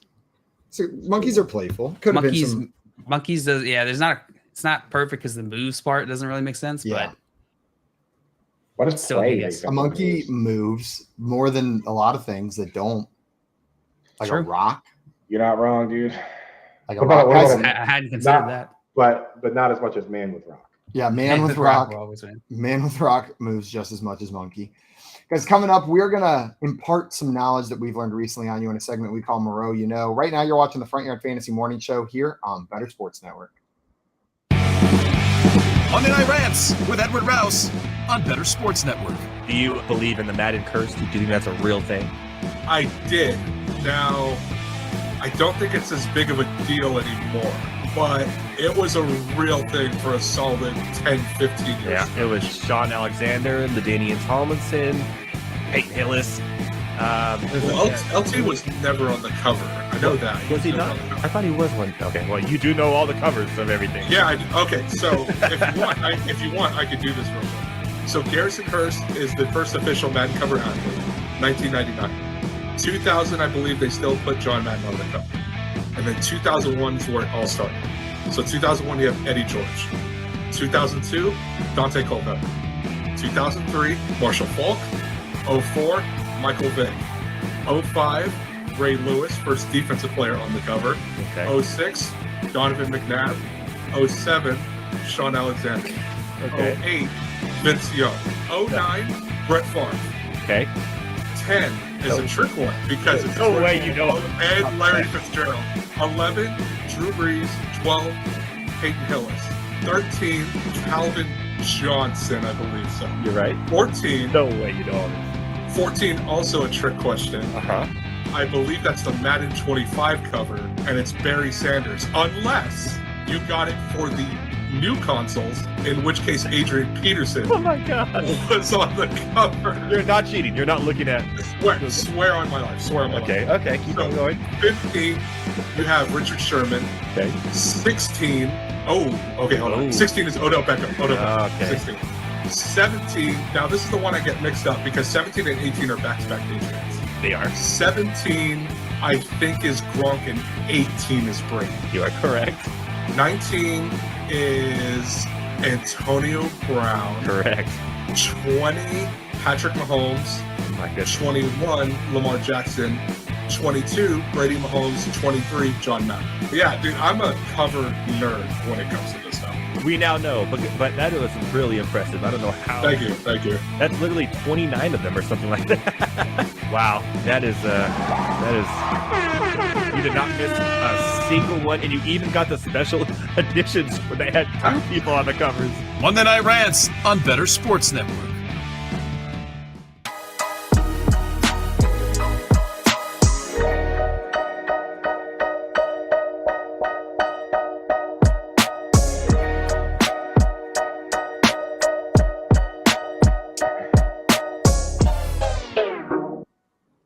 What's up, everyone? Welcome back to the Front Yard Fantasy Morning Show. That makes a lot less sense because I realized you probably couldn't see me doing the robot dance because there was a pig on the screen.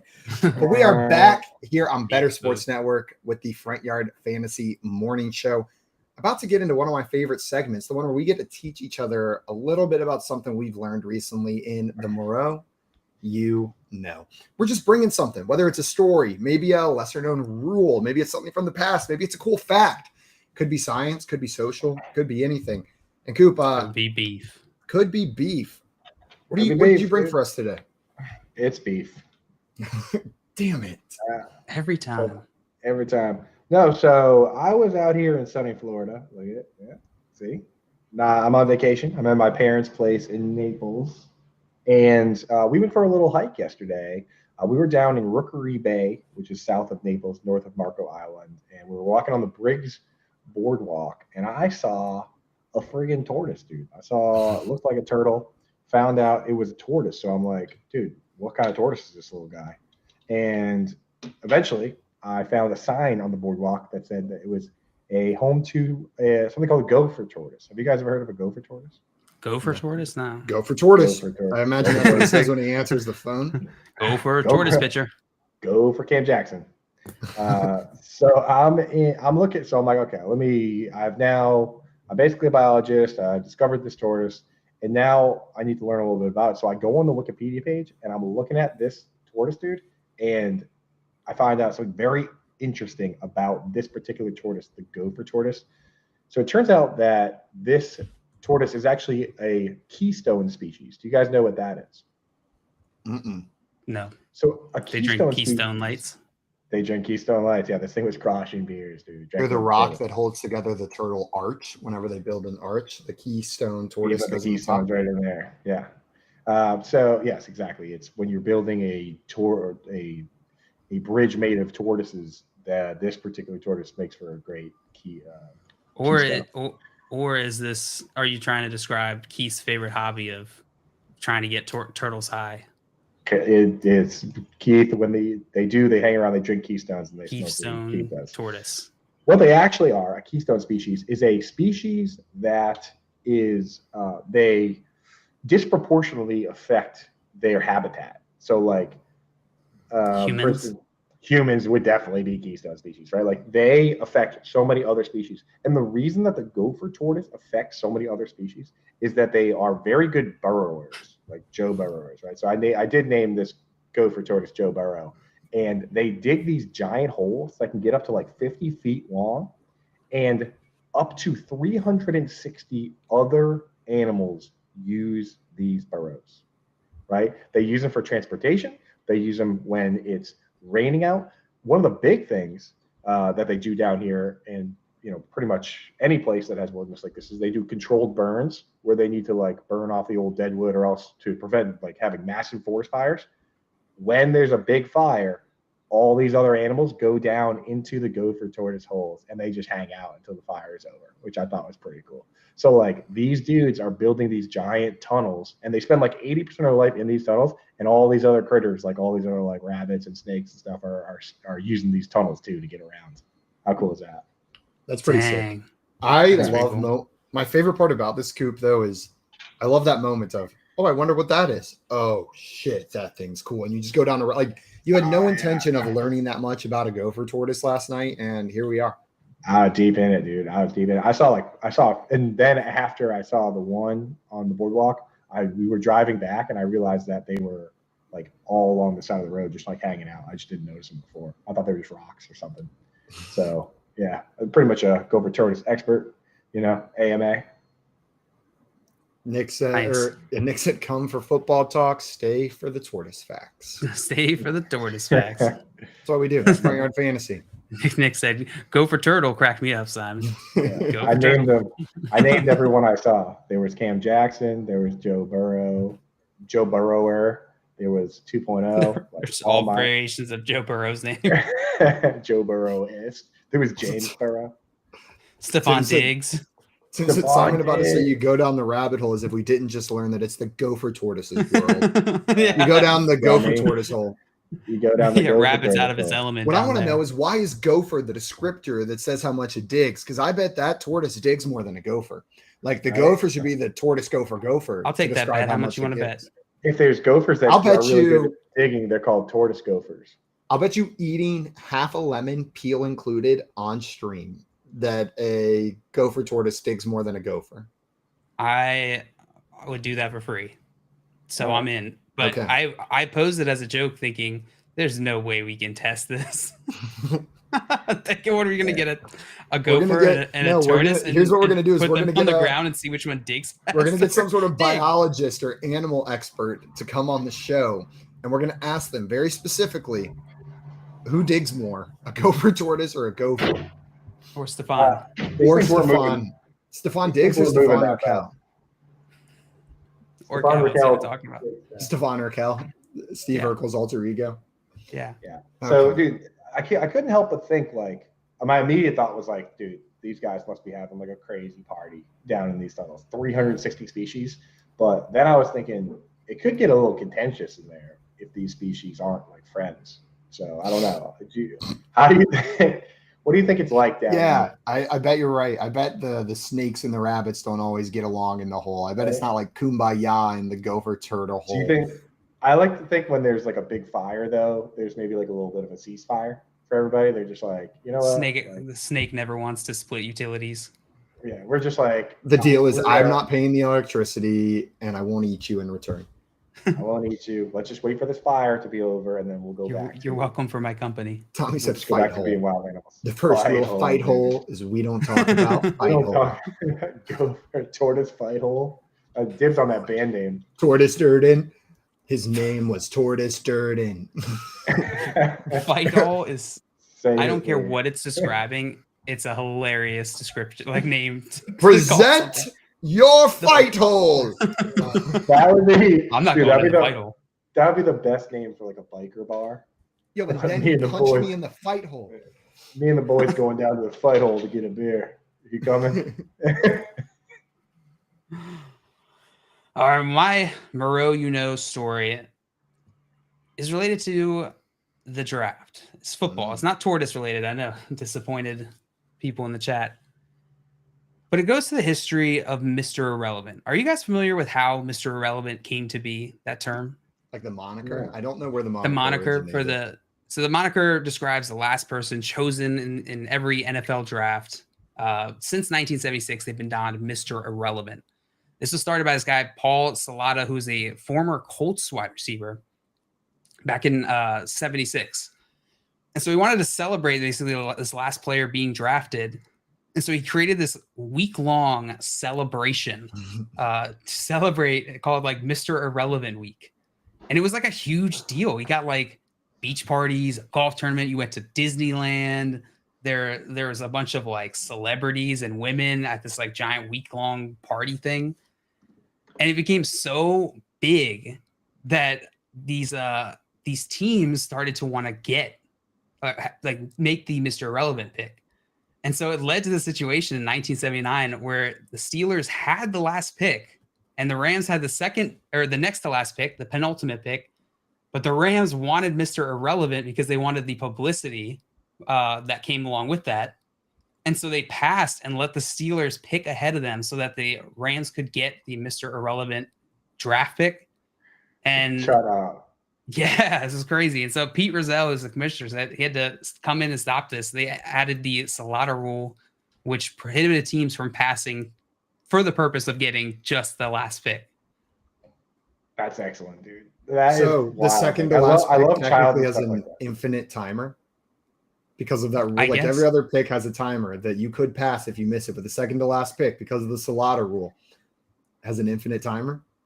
Yeah, Or I you think could so. just forfeit it maybe instead of like Right. you don't get to make the last pick. Ooh. you Here's just the forfeit it. crazy part is they started neither of them would pick in the moment because the Steelers also wanted the draft pick. So it wasn't like they passed and it was just, Steelers came up, made their pick real quick and then they went. It was a back and forth of no We one. pass and we pass. That's gonna make you feel good as a player, right? Where you're Right. just like we don't Yeah. really care. We don't actually care. Like you're Not about you're you no at different. all. Yeah, you're no different than the other guy. Like we'll pick one of these two players. We could pick anybody. It doesn't matter. We get the same value. It kind of reminds me of those like car giveaways where you have to like keep your hand on the car. Yeah. Oh, sounds like those are these the best. Whenever they do those on Big Brother, like just the last person to leave loses. Those are my favorite competitions. The hands on a hard body competition. Exactly. That Damon here said that's still going on in Newport each and every year. They celebrate that so much. So the big week-long Mr. Irrelevant celebration is going down in Newport Beach to this day. Wow. That is crazy. That dude, yeah. And I just can't believe that those teams just sat there being like, I'm not picking. Like they just went down a bit of a fight hole on who was going to pick. Fight hole. That was 79 that happened? Yeah. And 76 was the year that the first like big Mr. Irrelevant celebration happened. It's the first time that moniker was ever used. So he created this thing. It blew up. Everyone was like, oh, this is so cool. I want that free publicity. And then we got the standoff with the last pick in 3 years later. Yep. First ever Mr. Irrelevant was Kelvin Kirk in 1976. That's a pretty relevant Mr. Irrelevant. Kirk. I can only he's the first one that was like that's what I'm saying. One officially celebrated. Obviously, they were last picks in the draft leading, before that. No, there was never a last pick prior to that. It always ended before the last pick. Figure that one out. There's only 3 that I can think of that I actually remember. Swag Kelly, right? Brock Purdy is the most. Swag Kelly. And the other one is the kicker. And Kirk. And the guy that JL just said. Well, now I guess I can think of 4 because I didn't know him before. But Ryan Suckup was also the last pick. The kicker. I didn't know that. Yeah. What was the guy's name you just said that was the first Mr. Irrelevant? Said that. No, the one you said. Yeah, I was answering what I was responding to Coop. I hadn't even thought about your question yet. That was what name did I say? Kirk. Kelvin Kirk. Kelvin Kirk. Great name. Kirk. Strong name. There was a guy at my last job named Kelvin. Shout out Kelvin. Really nice guy. And he would try to teach me about like stocks and stuff, but his instructions were always really funny. He'd come over and pull up like a diagram and he'd be like, well, you look for when it goes like doop, doop, doop, doop, doop. Then whenever it goes, doop, then you're going to want to jump in and go, whoop. Like all of his Jonathan Gannon, your former coworker. All of his instructions were just sound effects describing the path of like the lines trying to read these stocks. Kelvin, I can't do much with a doodle. It sounds like you didn't learn anything about stocks. Like you didn't focus on the stocks at all. You were just listening to the sound effects. He was singing a song. He had a beautiful voice. And when the candles go, he did. When they go, he diddly diddly. He diddly diddly. JL, that was a beautiful one. I just assumed Mr. Irrelevant was always with us. That it just existed. That it didn't have to be created. I think we all did. I didn't know it was like a rowdy celebration or something that people cared about enough to get into a Mexican standoff with another team about. Like that is wild to me. Like I thought the people were just like, okay, we're making our pick. There you go. Doing it. We're doing it. Well, I've got a super quick one if we want to go in here. It's real quick. Yeah. I was gonna try to tie it in if Coop and I tied again here. During which Olympics was it? I had it pulled up. During the 1938 Berlin Olympics, during the high jump, an American had already locked up first place. There were 2 athletes left, both Japanese athletes going to compete in the high jump. They had the same score going into it. They knew they couldn't win. They refused to compete. And so they wanted to tie for second place as friends, as teammates. They would not do it. The Olympics said that's not allowed. This was in 1938. They made them declare who was second and third, but then when they got back home, they cut the medals in half, fused them together, and they each have a half bronze, half silver Olympic medal. That's the best freaking story I've ever heard in my life. Right? Isn't that so cute? They were just like, screw y'all. We're best friends. The Olympics are a bunch of jerks to be like, you don't get to tie. You win and you lose. Exactly. They just picked someone, but they said, okay, that's fine. And then they went back home to Japan, sliced their medals in half, and melted them together. I would do after all that. I would just be like, all right, I win. Imagine one friend gets home and just keeps the silver. Like, actually, I'm not doing that. They send like the gold, but it's just a chocolate coin. Well, shout out Shuhei Nishida and Sue Oh for getting that one done, because what a feel-good story. Guys, that is going to be it for us today. Thank you so much for coming and hanging out with us on this Tuesday afternoon. We will be back tomorrow with some more Front Yard Fantasy Morning Show fun. Until then, though, you can catch us on another time. Adios, everyone. Bye-bye.